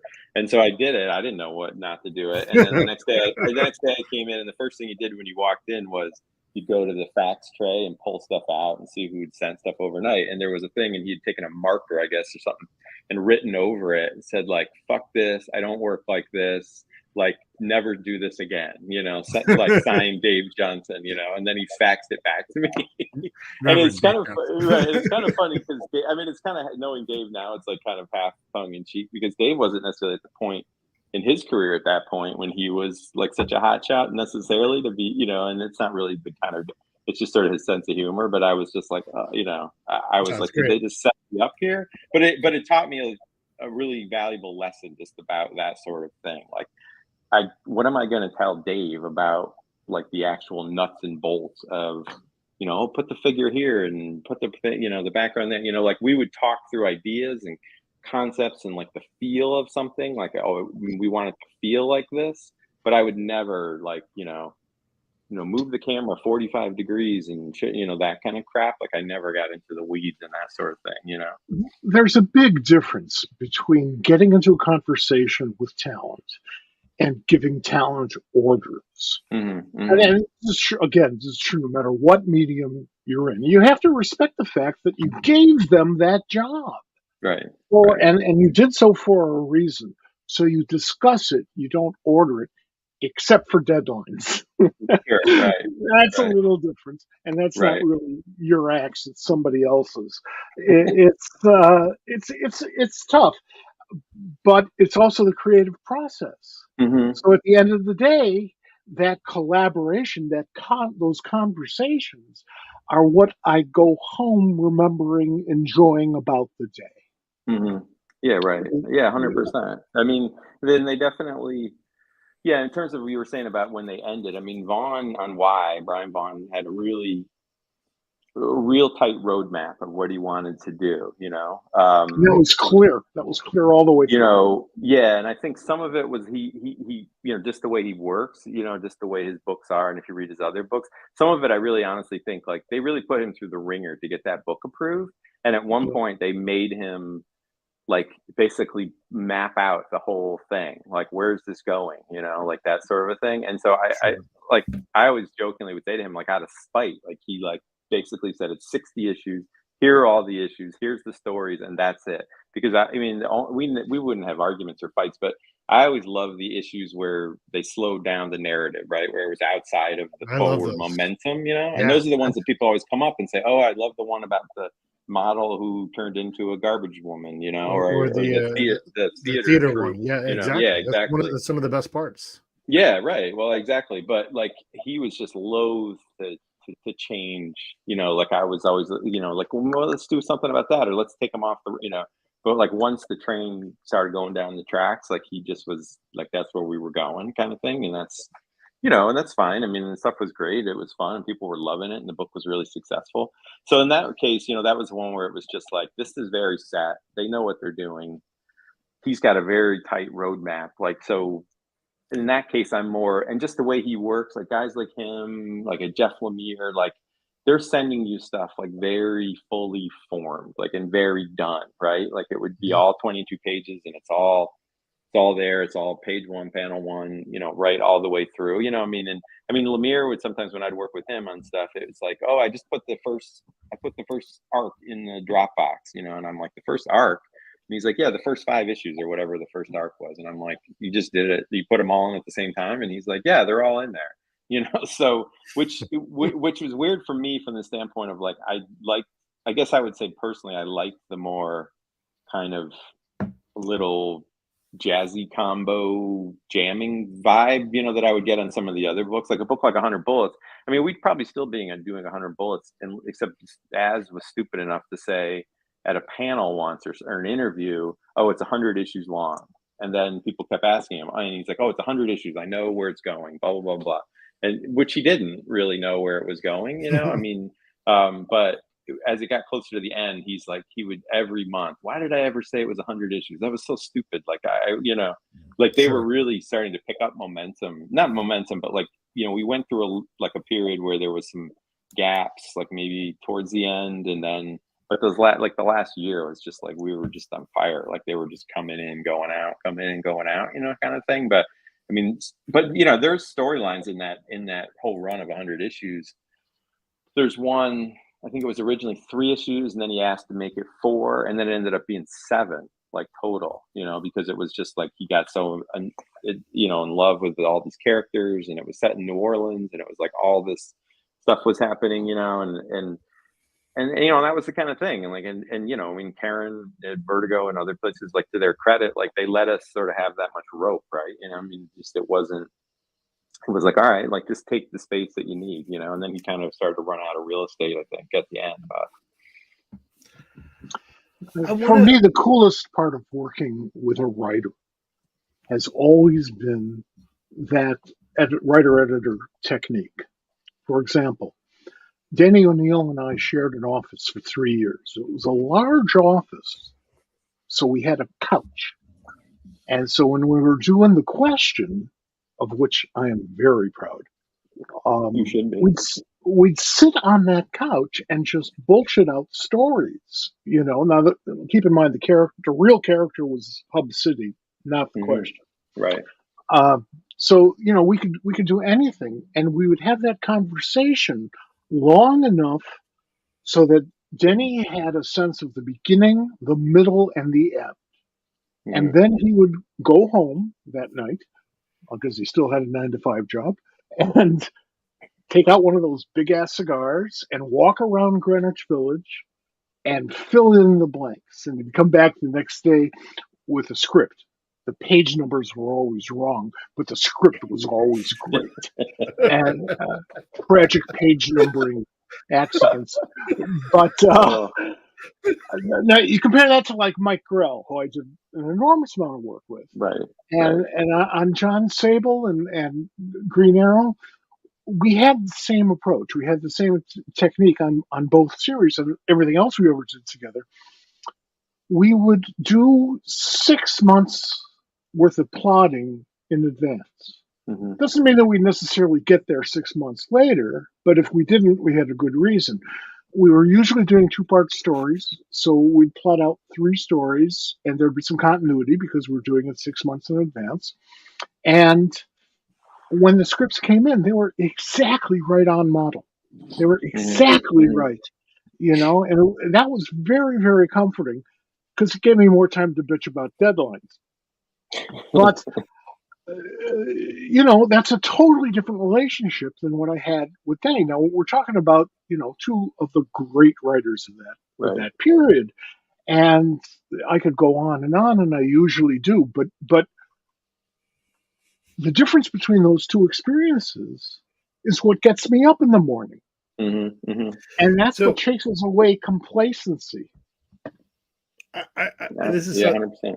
This is something else I had written down. Like I said, this is like the perfect interview because everything you guys are talking about are things I wanted to bring up. So this is something that's because Sherry sent us your notes.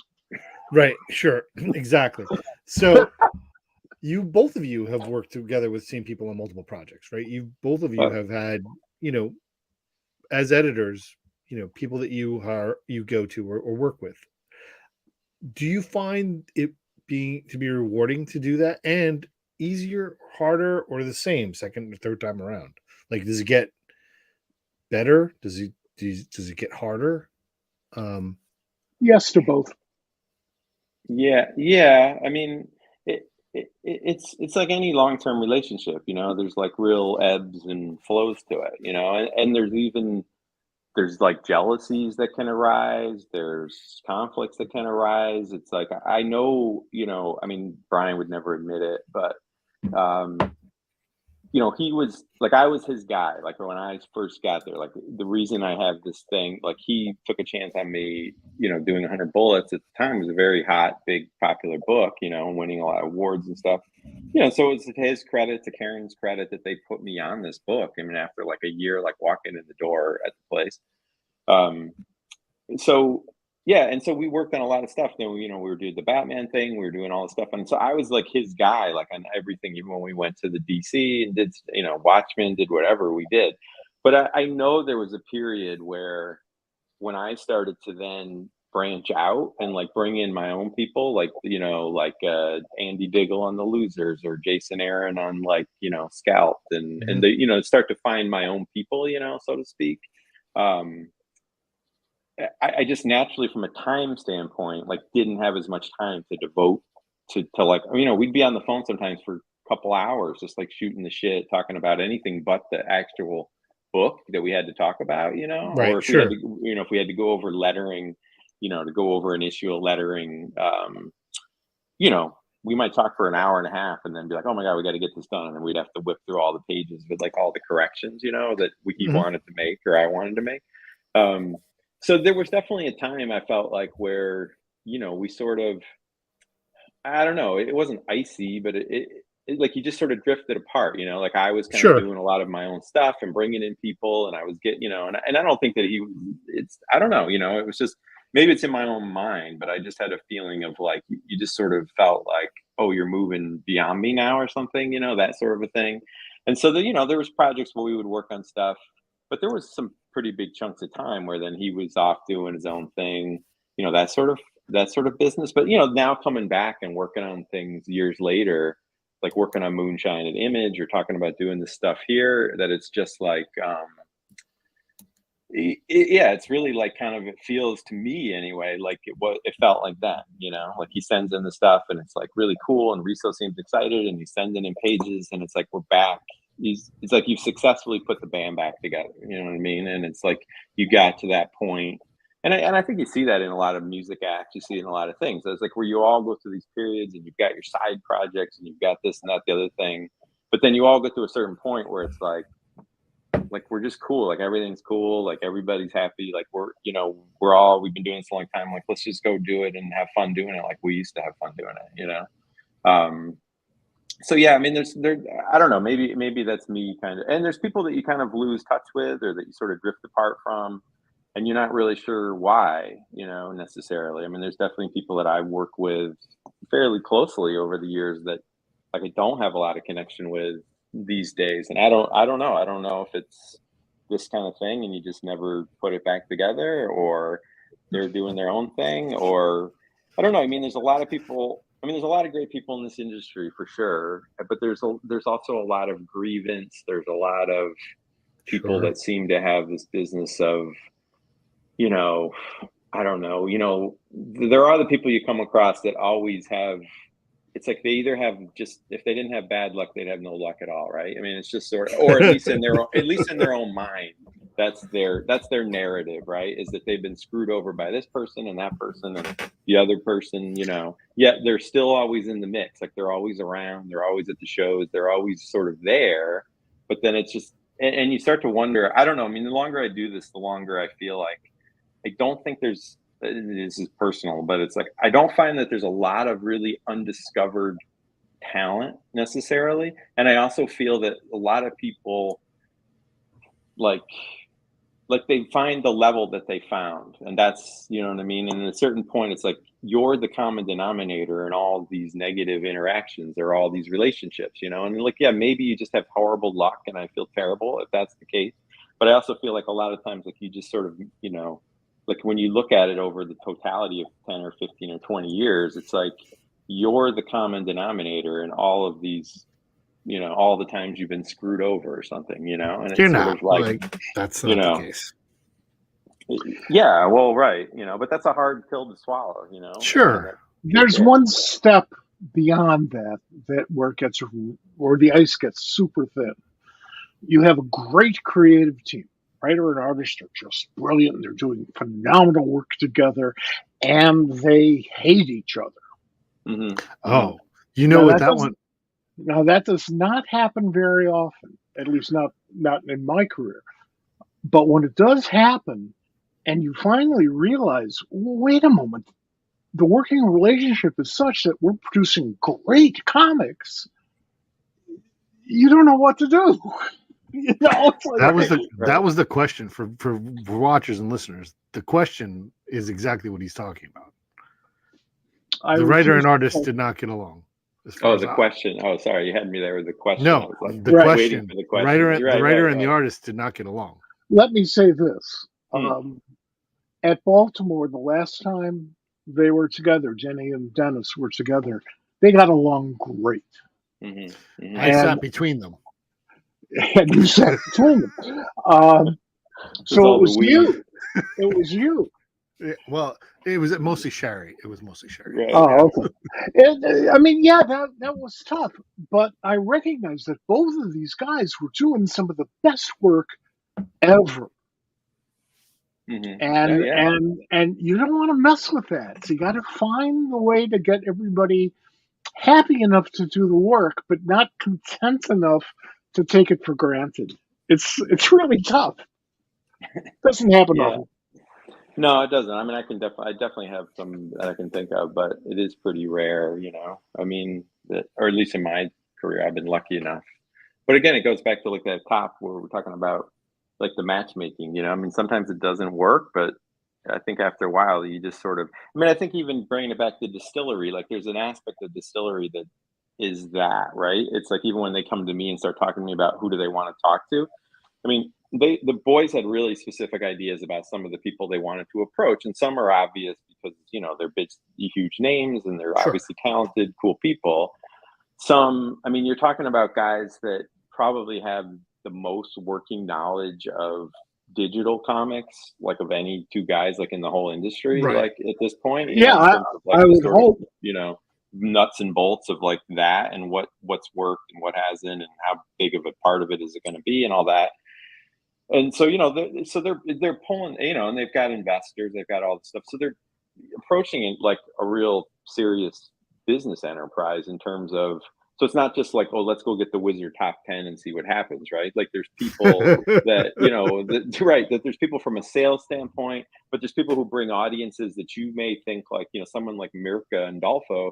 Like I know some of her work and I'm pretty, I've read some of it and so a lot of it's like, it's not really for me. Like it's just not my thing.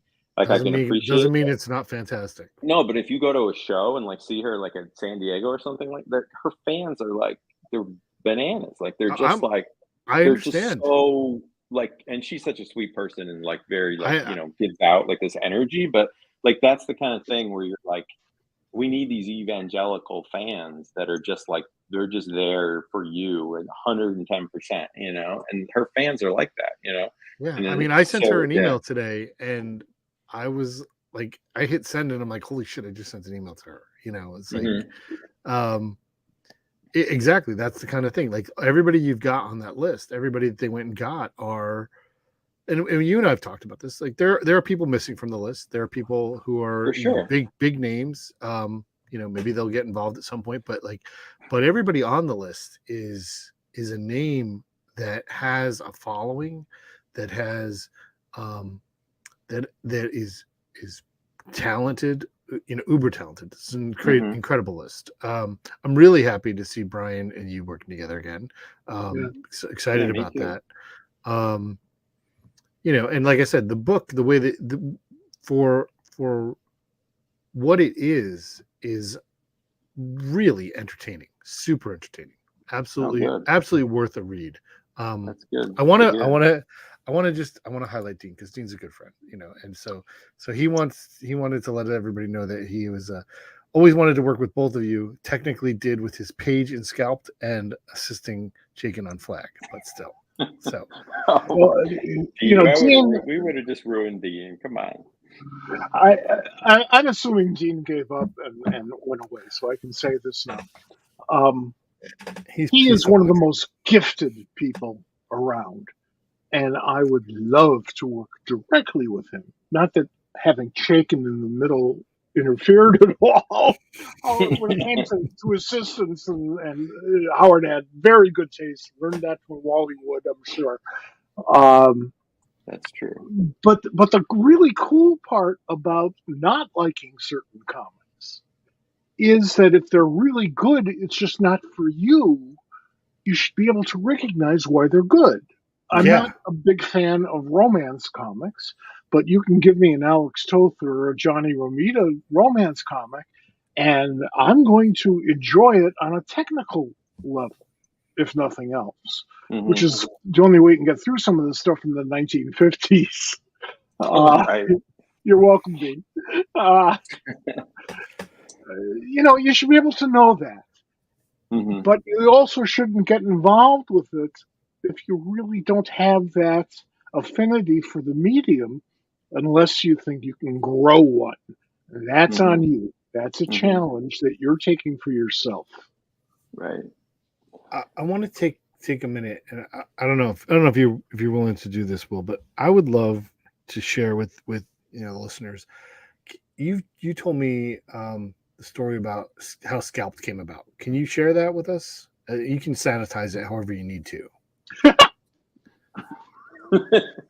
It sounds like your version of the story is going to be better than my version. Your version was freaking good. Give me prompt me on what my version of the story. It wasn't Scalped was the hidden script that you were passing around, wasn't that? Oh no, sorry. That was the first one, the other side, which was that was the other side. Okay, story, well, then tell me led to Scalped. So the other side then. Let's yeah. So Jason had sent a script in, and he sent it to me and an editor at the DCU, shall remain nameless, who good guy, but it didn't have any real relevance to him, whatever. He sent this thing in saying hey, you don't know me, but this is my name. And my cousin was the guy who wrote the short story for that was Full Metal Jacket, and was like the character, the Joker character in Full Metal Jacket. And he's like, I have this idea for this Vietnam story that's sort of similar, and would you be willing to take a look at it? And then he put some addendum about how he'd won some award he'd won a Wolverine short story award that like Mike Martz or somebody at Marvel was like curating, and it was like a 6-page Wolverine story or 3-page, which to me was like actually strike one, but like that's just my my Vertigo snobbery, So I was like, Vertigo would have left that off. Yeah, we were on another floor, like we were the floor above the DCU. Like Karen, we were like Karen's, little SEAL Team 6. Like she didn't want us mingling with the other, folks down there at all. Like she used to hate the fact that I was pretty congenial, and felt like a big part of my job was to kind of build these relationships and different departments and things. And, because I always needed favors, and I was good at getting favors and working the systems and stuff, but yeah, they had spent a long time being up in Vertigo, like just this little enclave, and like, they were just too cool for everyone else. So she was always annoyed. She's like, "Oh, you're going to go down there and hang out with those guys again?" I'm like, like, but anyway, so yeah, so this thing came in, and it was just this very polite, like kind of letter. But I was like, well, I don't know this guy from a hole in the wall. And I don't, writing a Wolverine story isn't for me all that exciting. So, I was like, well, why don't you just, send me, whatever it is you got, So he sent me a script, and I think I read it pretty soon. He claims that it took me a long time to read it, but I was always really good about reading scripts and responding to people. I felt like I don't feel like I left a lot of people hanging over the years, even if the majority of times you're having to say no, right? I mean, for every 100 that you get, you take 5 or something, but and it's not always just because you can't do it. I mean, a lot of things, that like I would have liked to do, but I have to sell it to this person, and they have to sell it above them, and blah, blah, blah, blah. But so, yeah, so I had the script, and it was floating around, but I read the script, and I was like, I was on the way home. I remember I can still picture, I was going across the bridge, and like I had read the script all the way down to like where the bridge connects to Brooklyn, and you get like a cell phone reception. And I was just blown away. Like I was just like shaking, like my hands. It was so good, and it was so like it was all these excerpts from like, because it was all about Vietnam and these guys in the trenches, and it was a story of like a Vietnamese soldier and an American soldier told, like, split the issue in half kind of thing. And there were excerpts from descriptions of the battles from like the Red Badge of Courage, and excerpts from things totally unrelated to Vietnam, but just very like visceral and very like immediate sort of things I hadn't really seen in scripts before. Maybe a little Alan Moore kind of stuff, but like not, I mean, Alan's stuff is great, but it's so dense that it like this still flowed as I was reading, right? I was just turning the pages. So I texted my assistant when I got off onto the bridge, and I was like, "Did you read the script?" And he's like, "No." And I'm like, "Read this thing and then call me when you've read it." So then he calls me that night, and he's like, "Oh my God, this is unbelievable!" Like, and I was like, "Yeah, right." So, but then I have the problem. The script was a 22-page comic book script, but it was maybe 40 or 50 pages, right? Because it was so full of all this stuff. And I'm like, I'm never going to get Karen to read this, just because, she had 4 or 5 editors, and we were all giving her stuff all the time. She had her own books. So, you couldn't hand her a script that was that long and say, read this and tell me how awesome it is, right? So I showed it to somebody else. And then finally her husband, Richard Bruni, who was the art director, who was very like crime and, that kind of stuff. He'd written a lot of crime comics, and, he was a good guy, and, like he was always around kind of stuff. And if you had to spend a lot of time politicking him, because he was in a weird spot where he was an art director. So him and Karen had to work together, but they're married. So it's like, he doesn't want to sleep on the couch.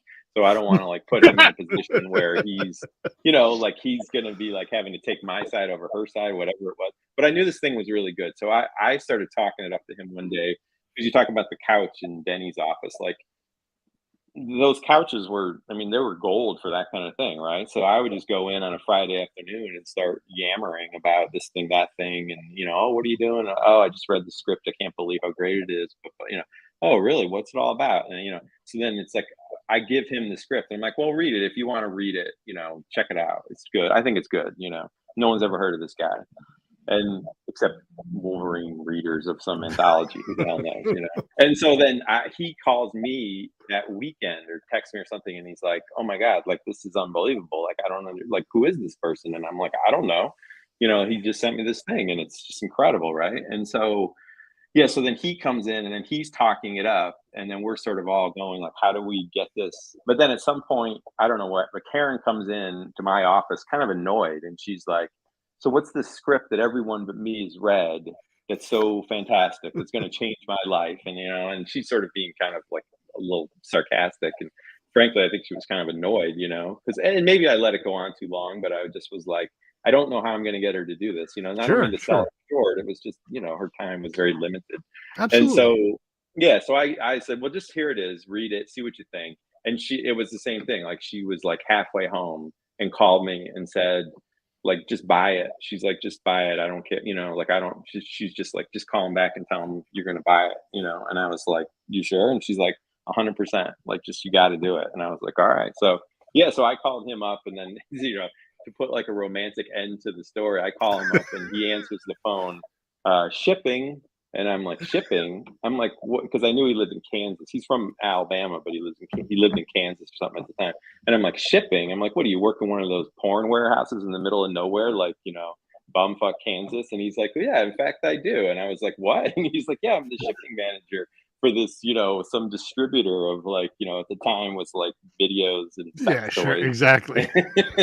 And he's like, but it's a great job because I'm in the warehouse and I can get all my work done in like an hour, and then I can spend the rest of the time writing and reading and, you know, doing what I really want to do, you know. And so I was like, oh my god, and I didn't believe him, but then he sent me like a whole box of all this, like, you know, like all the cutout bin sort of stuff, and I was like, oh god, this is, you know, now I'd get canceled for that, I suppose, but you know, in those days, it was, you know, it was kind of like, oh, all right, you know, that ended up in the bullpen someplace, I don't know where, but it was, you know, yeah, because for me, it was always like, well, I got to build some bridges here, so I'll give it to all the, you know, the pond scum guys down in the bullpen that are just like the worst of the worst, but they're the guys who make all the gears grind, you know, go. Or grind, you know, they're like, because those guys in those days, it was great because there was a whole floor that was all production. But they were like dealing with like mechanics. It was always like, you want it when? Like, you know, you go down there with your thing and this has got to go out this afternoon. And they would just be like, yeah, this is going out this afternoon, you know. But you show up with a huge box of pornography, like suddenly like your books start like coming through the system like a lot faster, you know. But yeah, so and I remember this is the content you come to the SquadCast for. Exactly. It was great. And but then I do remember, like, so we worked on that and then that led to Scalp. And I remember distinctly the day that he called me to say that he was quitting his job and that he was going to do this full time. Like that was like That's fantastic. He was like, it was like a payphone or something. He was like on the side of the road and like pulled over to call me and say that he'd like just quit his job and was like, he was going to be like a writer full time, you know? And then, you know, the sad part, like typical DC, like I remember he came to the offices and I like walked them around like Jerry Maguire and like introduced him to all these people and nobody hired him. Like they didn't, you know, the rest, all the guys were like too busy or he didn't fit in or whatever. And then Axel Alonso, who had worked at Vertigo, and I basically took Axel's spot when Axel left to go to Marvel. He was reading my shit. I was reading his shit. Like, got him there and like signed him up to an exclusive like before he went home. Like, you know. And I think I just saw it was this week in his newsletter that he's writing this Batman thing, and it's like the first thing he's done for DC since you know, like since you worked with him years or something. Yeah, basically. Right. And I was like, you guys had him. You had him in your hand, and you could have, you know. And there was nobody there that was.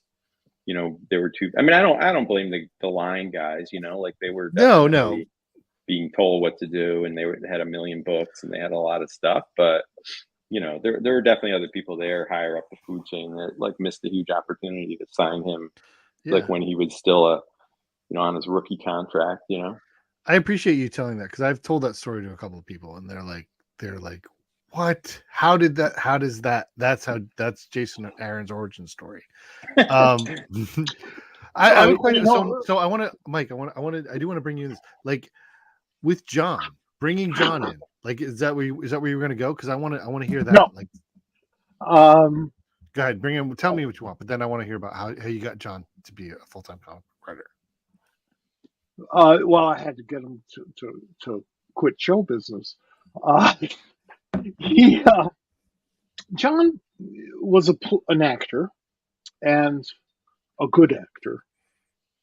He was in the annual production of Christmas Carol, which was very prestigious.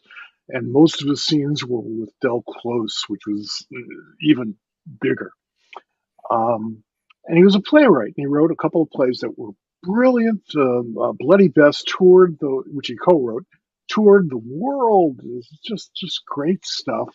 But he was a comics fan, and I knew him as a comics fan first. And I discovered his theater stuff. I was into the theater scene. And so when we started First Comics, I thought, let's give this guy a backup. We had a backup going in Warp, which was our first book. And he knew Warp. He, in point of fact, actually lived with one of the actors in Warp. So he knew it pretty damn well. And he was thrilled to do it. And what he did was wonderful. And it led to this huge career and now Amanda Waller, So John, that little career diversion, I think was kind of a useful and fun thing. But I brought him in not just because I thought he would be a good writer, given our conversations, which had been going on for 5 or 6 years by this point, maybe longer, but because being an actor and being a playwright, he knew how to block. He knew how to put actors in different positions and not have them cross over in front of each other and, upstage one another. And I thought, that's the beginning of visual storytelling. It's more than the beginning. You're halfway there. And that, to me, has always been one of John's greatest strengths. Mm-hmm. I brought more playwrights in, including Del, for that very reason. They knew how to get people around on a stage, which is three-dimensional. Comics, despite their appearance, are three-dimensional. Mm-hmm. As an editor, very often, if you're going to criticize or give people notes, give an artist notes, you're going to say, move that camera around a little bit. Don't shoot everybody straight forward or what have you. If the writer helps the artist out that way, writes a script where you can do that, you're home. Mm-hmm. You've got it. So yeah, I mean, John is a great example of a lot of things, including one of my oldest and dearest friends. Mm-hmm. Sure. Yeah, that's the way Azzarello. I mean, that's the way Azzarello approaches all his scripts too. Is that he writes all the dialogue out, just the dialogue, right? Like, so if you see like a raw version of the script, it looks like you're reading a play. Like it's just dialogue, right? And then he would go back and do the stage direction. He used to call it stage direction. But, and I know he's a huge fan of theater and goes to tons of theater, that kind of stuff. But yeah, I was always very impressed by that. He was the only person I kind of knew who did it like that. Like, because he couldn't, I mean, you'd ask him, oh, could you send me a few pages, and he'd send you, single space, like, Dizzy says this, Cole says this, Graves says this. And, then he'd have to, like, and if a script was late or something, it was always because he didn't like that other aspect of it, like, or he did not like, but that was the hard part for him.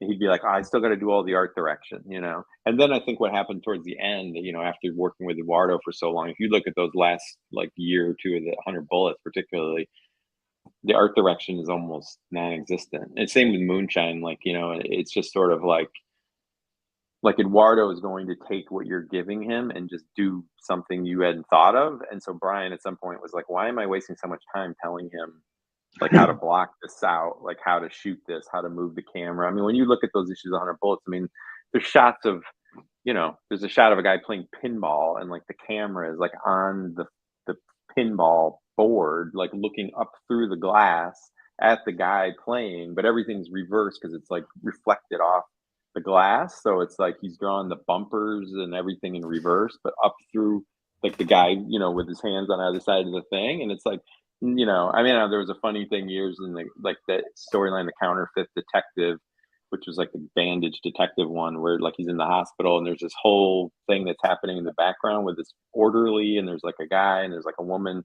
It's a whole little story, and Eduardo would just add all that stuff in. Like I think just to kind of keep his interest up. It's funny how you say that, because like about that particular panel where the Mhm. camera angle is weird. Like I have that too with a particular panel, that there's a panel in, and I've said this before, but there's a panel in the Dr. Fate story in the first issue special that I love.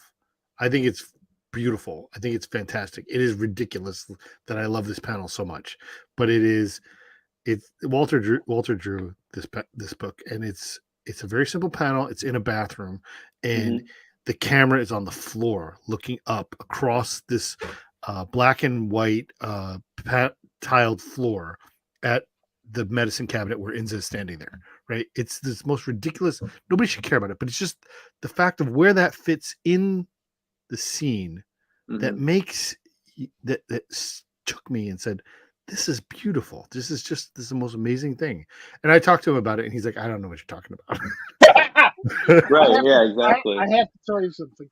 Right now, even as we speak, the one piece of original art you can't see from the shot is a piece of Walter's Dr. Fate. Not his comic book, but he did a special page for me that was just gorgeous, just beautiful. That remains and has remained for 50 years one of my favorite comics. Single issues. That's awesome. Before we get to the end of this, and I want to touch on this because it's important to both of you guys. And you how much you're both huge fans of music, and the things that you love, right? Does music and your love for music impact the way you work at all? Yes. Mm-hmm. Yeah, 100%. Talk about that, both of you. Yeah, I want to hear both from both. No, that's it. No. You got a minute to think about it. Will, you can go first. Well, I mean, for me, the music thing, it's I mean, the music, it does in terms of your life and how it kind of enriches your life. But for me, it's like the real point of origin for like anything else I've done, right? So I grew up a typical, very middle class kid. My parents, like teachers, like, super fun, great upbringing, outdoors a lot, doing all the typical kind of American boy sort of things in a college town, kind of a hippie college town, a lot of fun shit going on. But we were typical. You're buying, late 70s, early 80s. You're buying, Little River Band in Kansas and all this kind of whatever the records are that on the radio, And I don't know what happened, but there was a radio contest to win tickets to see the Ramones, who were coming to Bailey Hall at Cornell. Yes. This is February 1981. I still have the ticket stub. And so my brother gets on the radio or calls the radio station and wins 2 tickets, which I mean, so in 1981, like I was 14, he was 13. Like I don't think we were even, I'm sure, all eligible probably to win. But but we don't know any of these guys. We don't know anything about these guys. We don't know, like whatever. I don't know what, sure. Like this. You're listening to Casey Kasem on Sunday morning. Yeah, essentially, right. And so you're just like, oh my God. So, but we're like excited to kind of go. And our parents, I don't know, they were living their own lives. They're going to cocktail parties and doing stuff like they don't know what the hell we're doing. I mean, we were good kids. We weren't, but we were out as long as. It's just those year of like, once the street light comes on, like maybe, right, exactly. That's your time to come home, but then we had 2 friends who wanted to go. So my brother somehow won 2 more tickets. And then he gave him like a fake name, or he did some finagling to get these things. So anyway, the 4 of us go to the show. We go to the show, we get the tickets. Like, I mean, I'm trying to picture now, like it would have been 2 14-year-olds and 2 13-year-olds showing up at the box office and asking for these tickets that we'd won off the radio. And so we go, and it was like, and talk about like the Gorillas in 2001, like it was like the loudest, craziest just like you'd never. I mean, these guys come out on stage and they look, I mean, they're skinny and they're just like leather clad, and it was just so loud. Like that was days later that like your head was like ringing. Like you just had this thing. It probably still is. Like you could feel like the bass, like you were going to throw up in your chest. And I remember we left the theater and we ran like the 3 miles back home. Like we were just like shot out of a cannon, right? And my brother, we were just like, fuck all these records, like throw all these records out. These records are trash. And so then we went and found like one of the Ramones albums because it was a college town, so there was some of this stuff. And then Sure. From there, it just began this quest because there was no internet, and they weren't covering this in magazines. Like, you could get like Cream or Hit Parader or these, but they were like rock magazines, like they were covering like Led Zeppelin and Aerosmith and all these bands. And so you'd have to then really start to press to go. And what we would do is like look at the labels of the records, right? So the Ramones were on Sire at the time, and it was like, or I mean, they always were on Sire, but it was like, okay, well, what else is this thing? So like the Pretenders. So I remember my dad drove me to this record store in Cortland, New York on New Year's Eve in a snowstorm to buy in an upstate New York snowstorm, not like your little inch on the ground. Everybody freaks out. Right. To buy the first album, the Pretenders' first album, like because it was like a Sire Records, and I got it home and it still to this day has a warp in it that looks like Mount Everest. Like it was like a warp in it, So everything, so you'd have to. You used to in those days have the cartridge on the turntable, like you'd put like a weight on it to like try to smooth out the warp.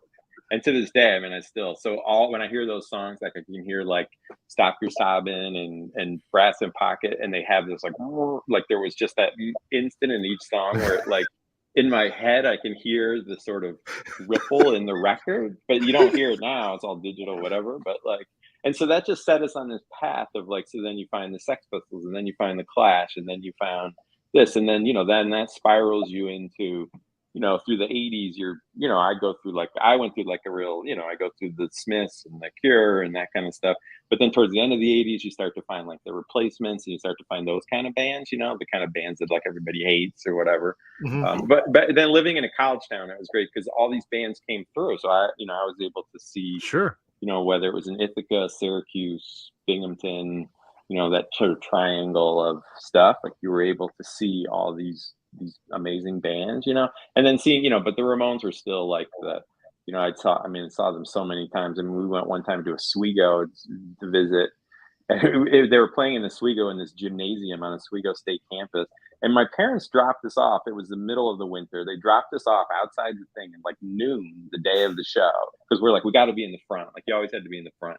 So the two of us are standing there in like jeans, like ripped up jeans, Converse sneakers, like jackets with like pins and shit all over them, mm-hmm. And they just dropped us off. There's no phone, there's no nothing. Yeah, like, right in front of the door. And we stood there for like 8 hours, freezing our asses off, wet snow, Oswego. I mean, if you've ever been, I mean, it's like there's cold, and then there's like, Lake Ontario, like Oswego cold.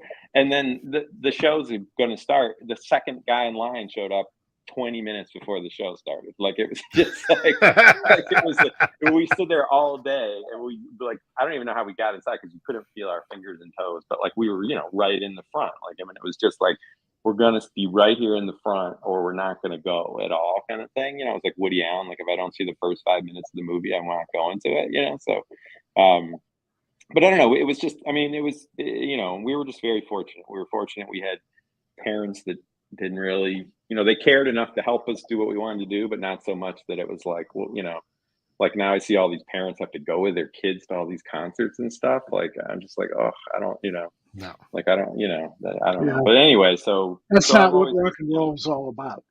Right. Exactly. So, yeah. And that's the thing. Ultimately, it is like, it was that like rock. I mean, those guys were like, just, I mean, they were a punk band, but it was still like a reaction to that. Every song had gotten to be 7 or 8 minutes long, and then these dudes just decided to, and then I got years later, almost got into a fist fight with Axl Alonso over who invented punk, like where did punk rock start? And because he was from the West Coast, so he was all about like all the West Coast bands, and I was like, none of those bands would exist without the Ramones. Are you an idiot? Like, what is going on? And it was a whole huge thing, and he got really testy, and I saw an article. I saw an article today that said that Patti Smith created it, and if you disagree, you're in trouble. I'll go along with that, but the Ramones saved rock and roll along with Joan Jett, and the Clash saved my soul. Oh yeah. I have been a rock and roll fan. I've been an American roots music fan since I was born. My sister was older than me, and she grew up with rock and roll in the house from day one, from the mid '50s. He's the guy And from the Kinks song. and yeah, and she also turned me on to comics. It was her comics that I started reading when I was a little kid. Music is the fabric of my life. I cannot divorce it from anything else. I spent something like 17 years as a disc jockey, mostly free format stuff, so that I can play whatever the hell I wanted, which is pretty much my philosophy towards editing comics as well. That's it. Mhm. I mean, do you think it means that both of you are, Rebel Music's fans, essentially, for the age of you that you are, right? Like, everybody has their own. That's okay. That's fair. Okay. I mean, and so Will, I'm about 5 years younger than you, so there's a lot of grunge in my history, because I was, it's different. I love all the same music. I was younger when I experienced the Clash and all the stuff from the 80s and stuff like that. But everybody has that concept. There's something about making comics that is that Rebel Music thing. If you make good comics, it's because you believe in that cause. If you go back to the 1950s and certainly the 1960s, Jack Kirby understood what made rock and roll work. He had rock and roll in his art, in his stories. I have no idea if you ever heard any rock by that point in time. Although there are photos of him and Frank Zappa together, which I think is pretty cool. But quite aside from that, that energy, the energy of rock and roll and the energy of comics, not across the board, is very similar to me.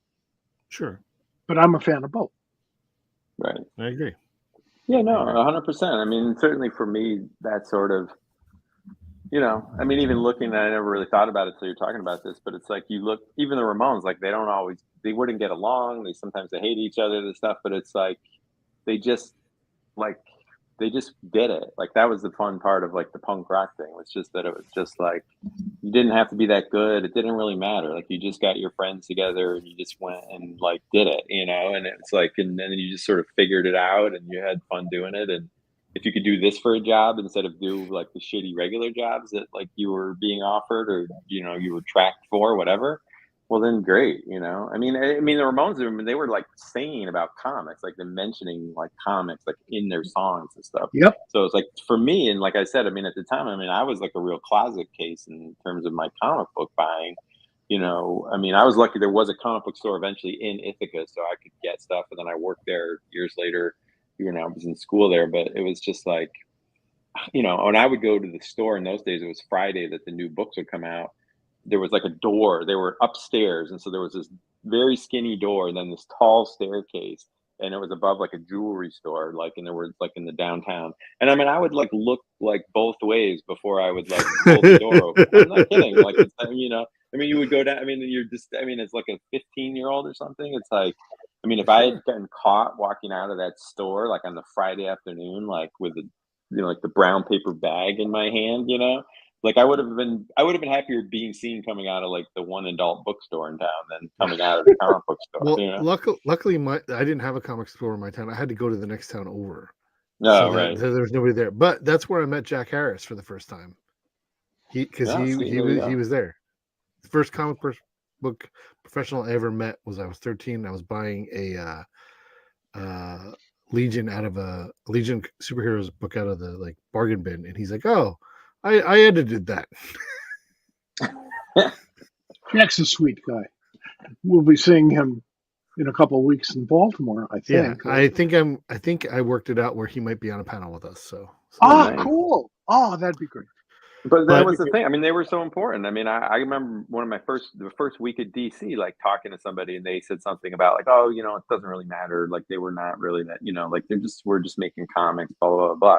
And like no, I have that philosophy from the standpoint of when people get very twisted around the axle about stuff, where I'm just like, listen, you know, like we're not painting the Sistine Chapel here. Like let's sure. just, you know, we want to get them out. We want them to be good, but like if it's your health or your marriage or your relationship, you know, like let's figure out a way to make this work in a reasonable time frame. You know, like I don't mind kicking the book out a week or whatever it is if that's what it's going to take to get it done.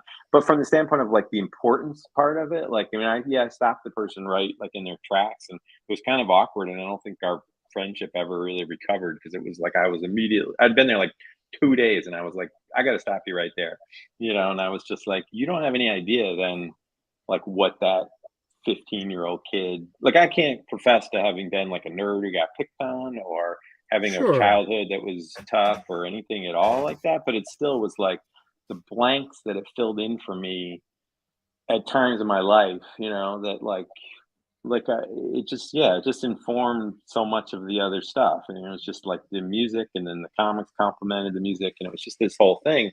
It gave you like a subculture. It gave you like a something to kind of obsess about or just, you know, enjoy. You didn't have as many avenues then for entertainment. You know, there were no phones, there was no internet, there was no streaming, you know, so it was like, yeah, so I Damn mean, to little me, television. yeah, right. And yeah, I mean, I mean, we joke about the TV used to go off at a certain hour. I mean, it was Yeah. just like, you know, like they would literally get to the point of the Yep, day where that. like, we have no more content. We're going off the air for 5 hours. And you'd fall asleep and wake up to like the test pattern, Yeah, you know, annoying. yeah, and that annoying sound that like I can still hear I it. forgot to turn it off. I have a clip of David Letterman when he was in Indianapolis, and he would do the sign off, and Right. he did it like as if he was David Letterman. Oh, wow. All right. Because it was like 3 a.m. Nobody knew. Nobody cared. Yeah. You know, they played this. They're about to play the Star Spangled Banner. How do you lead it? How do you lead into that? And he was hilarious. It's one of my favorite David Letterman clips. I could blackmail him with it today. Even that stuff, I mean, like my dad loved Letterman, and he would let us stay up to watch it. So, I mean, I joke now because like I don't really sleep a lot. I don't, you know, I'm like awake a lot of the time. But even then, and people are like, "Oh, you don't sleep? Is it, you know, this or that?" I'm like, I don't know. I haven't been sleeping since I was like 13 years old. Like my dad used to let us stay up to watch Letterman, but in those days it was at 12:30. It came on after the Carson show. It was the late show or whatever. And then he would let us stay up and watch it. And then at some point, Tom Snyder, who was on afterwards, the later show or whatever the hell it was, he had the Ramones on one time, and like my dad let us stay up to watch it, and we were just like, I think I've seen the clip like a year since. It was like around, I don't know, the Pleasant Dreams album. They did like the KKK Took My Baby Away, and like, you know, they did one other song off that album, but it was just like, yeah, and you know, so I was fortunate, but then you'd have to get up to go to school. Like, you know, I had a paper route, and I did the paper route before school, and then I go to school. So I mean, I was up at like 6 o'clock in the morning, like delivering papers. So I mean, we were sleeping like 4 hours, and I mean, you know, 4 or 5 hours a night, like in middle school and high school. So I mean, I think about it now with parents, and even as a parent myself, like, you know, nothing touches your child's lips that wasn't, you know, organically grown in some, you know, perfect sterile environment. And my parents were like, yeah, stay up. My dad would like go to bed and be like, yeah, just turn off the TV, you know, like I don't know, you know. It was just like, but he was, you know, we were lucky. He was really into music.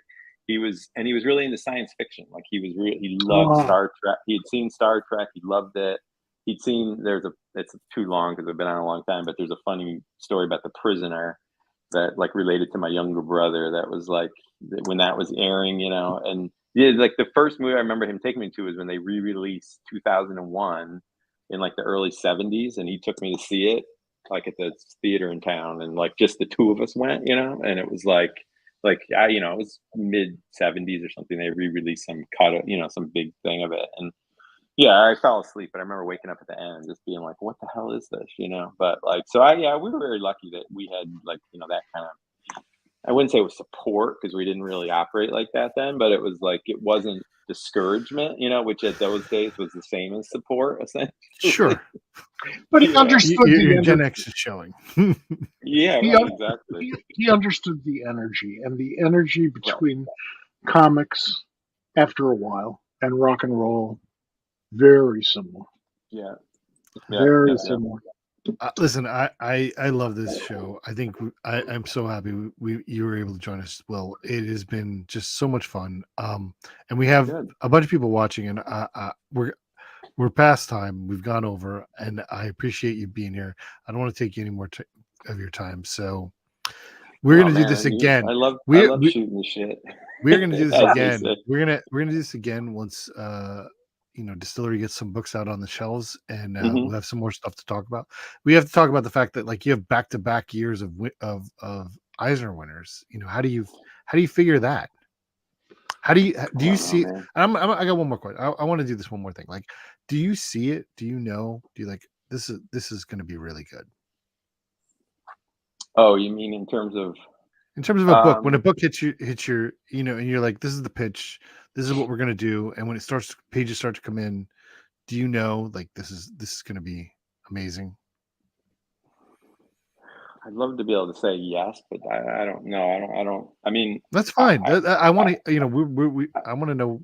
Do you? I don't. Are you surprised by it? I don't think anybody can. No, that's the weird thing. I would say, like, I don't know that I could pick it, but I also don't feel surprised when it happens. Like in that respect, which is kind of a weird paradox, but it's just. I don't think anyone can really pick the hits. Maybe like Barry Gordy picked the hits. Like there's a few people in history that maybe had a good chance of picking the hits, but the rest of them are full of shit if they tell you they can pick the hits. And so it's just like, no, I don't. Again, it's like I just like we said at the very beginning. It's like if I get the best people and they seem excited and they have a cool idea and like we just see, and then at a certain point, like it's out of your hands, right? Like I can't.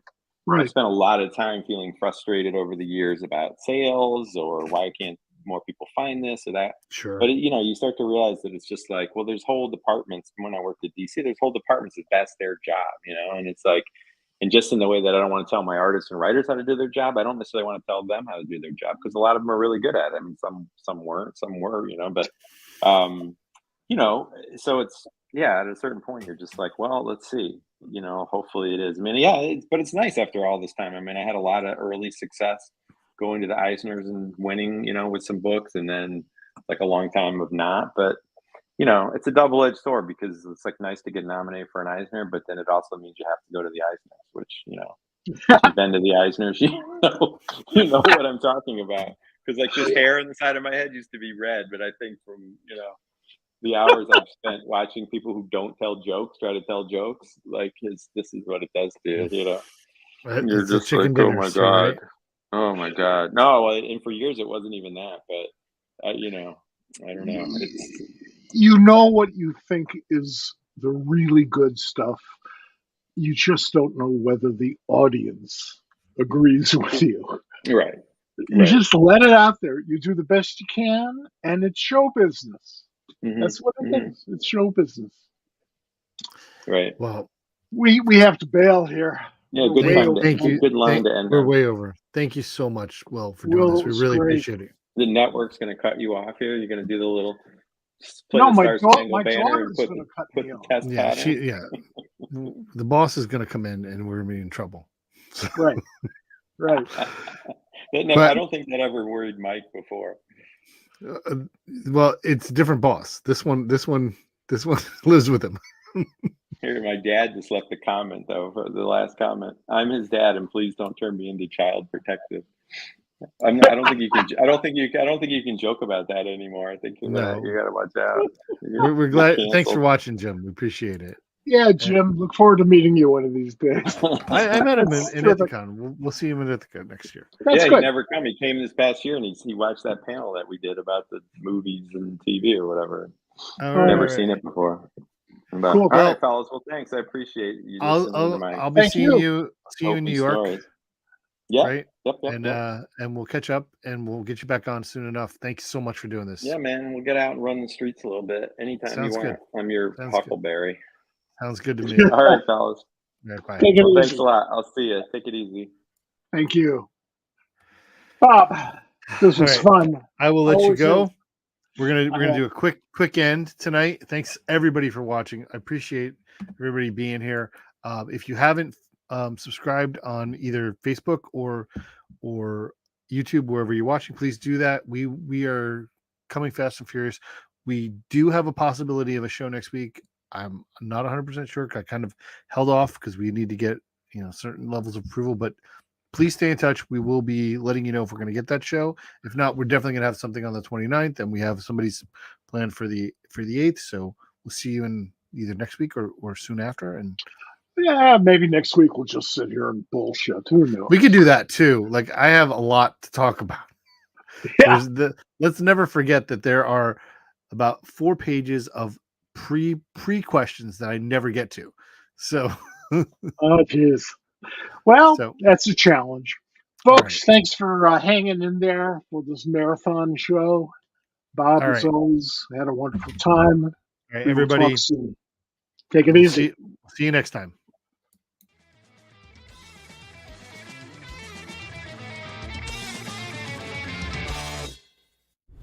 This has been a production of the Pop Culture Squad Network. PopCultureSquad.com. How do you nerd?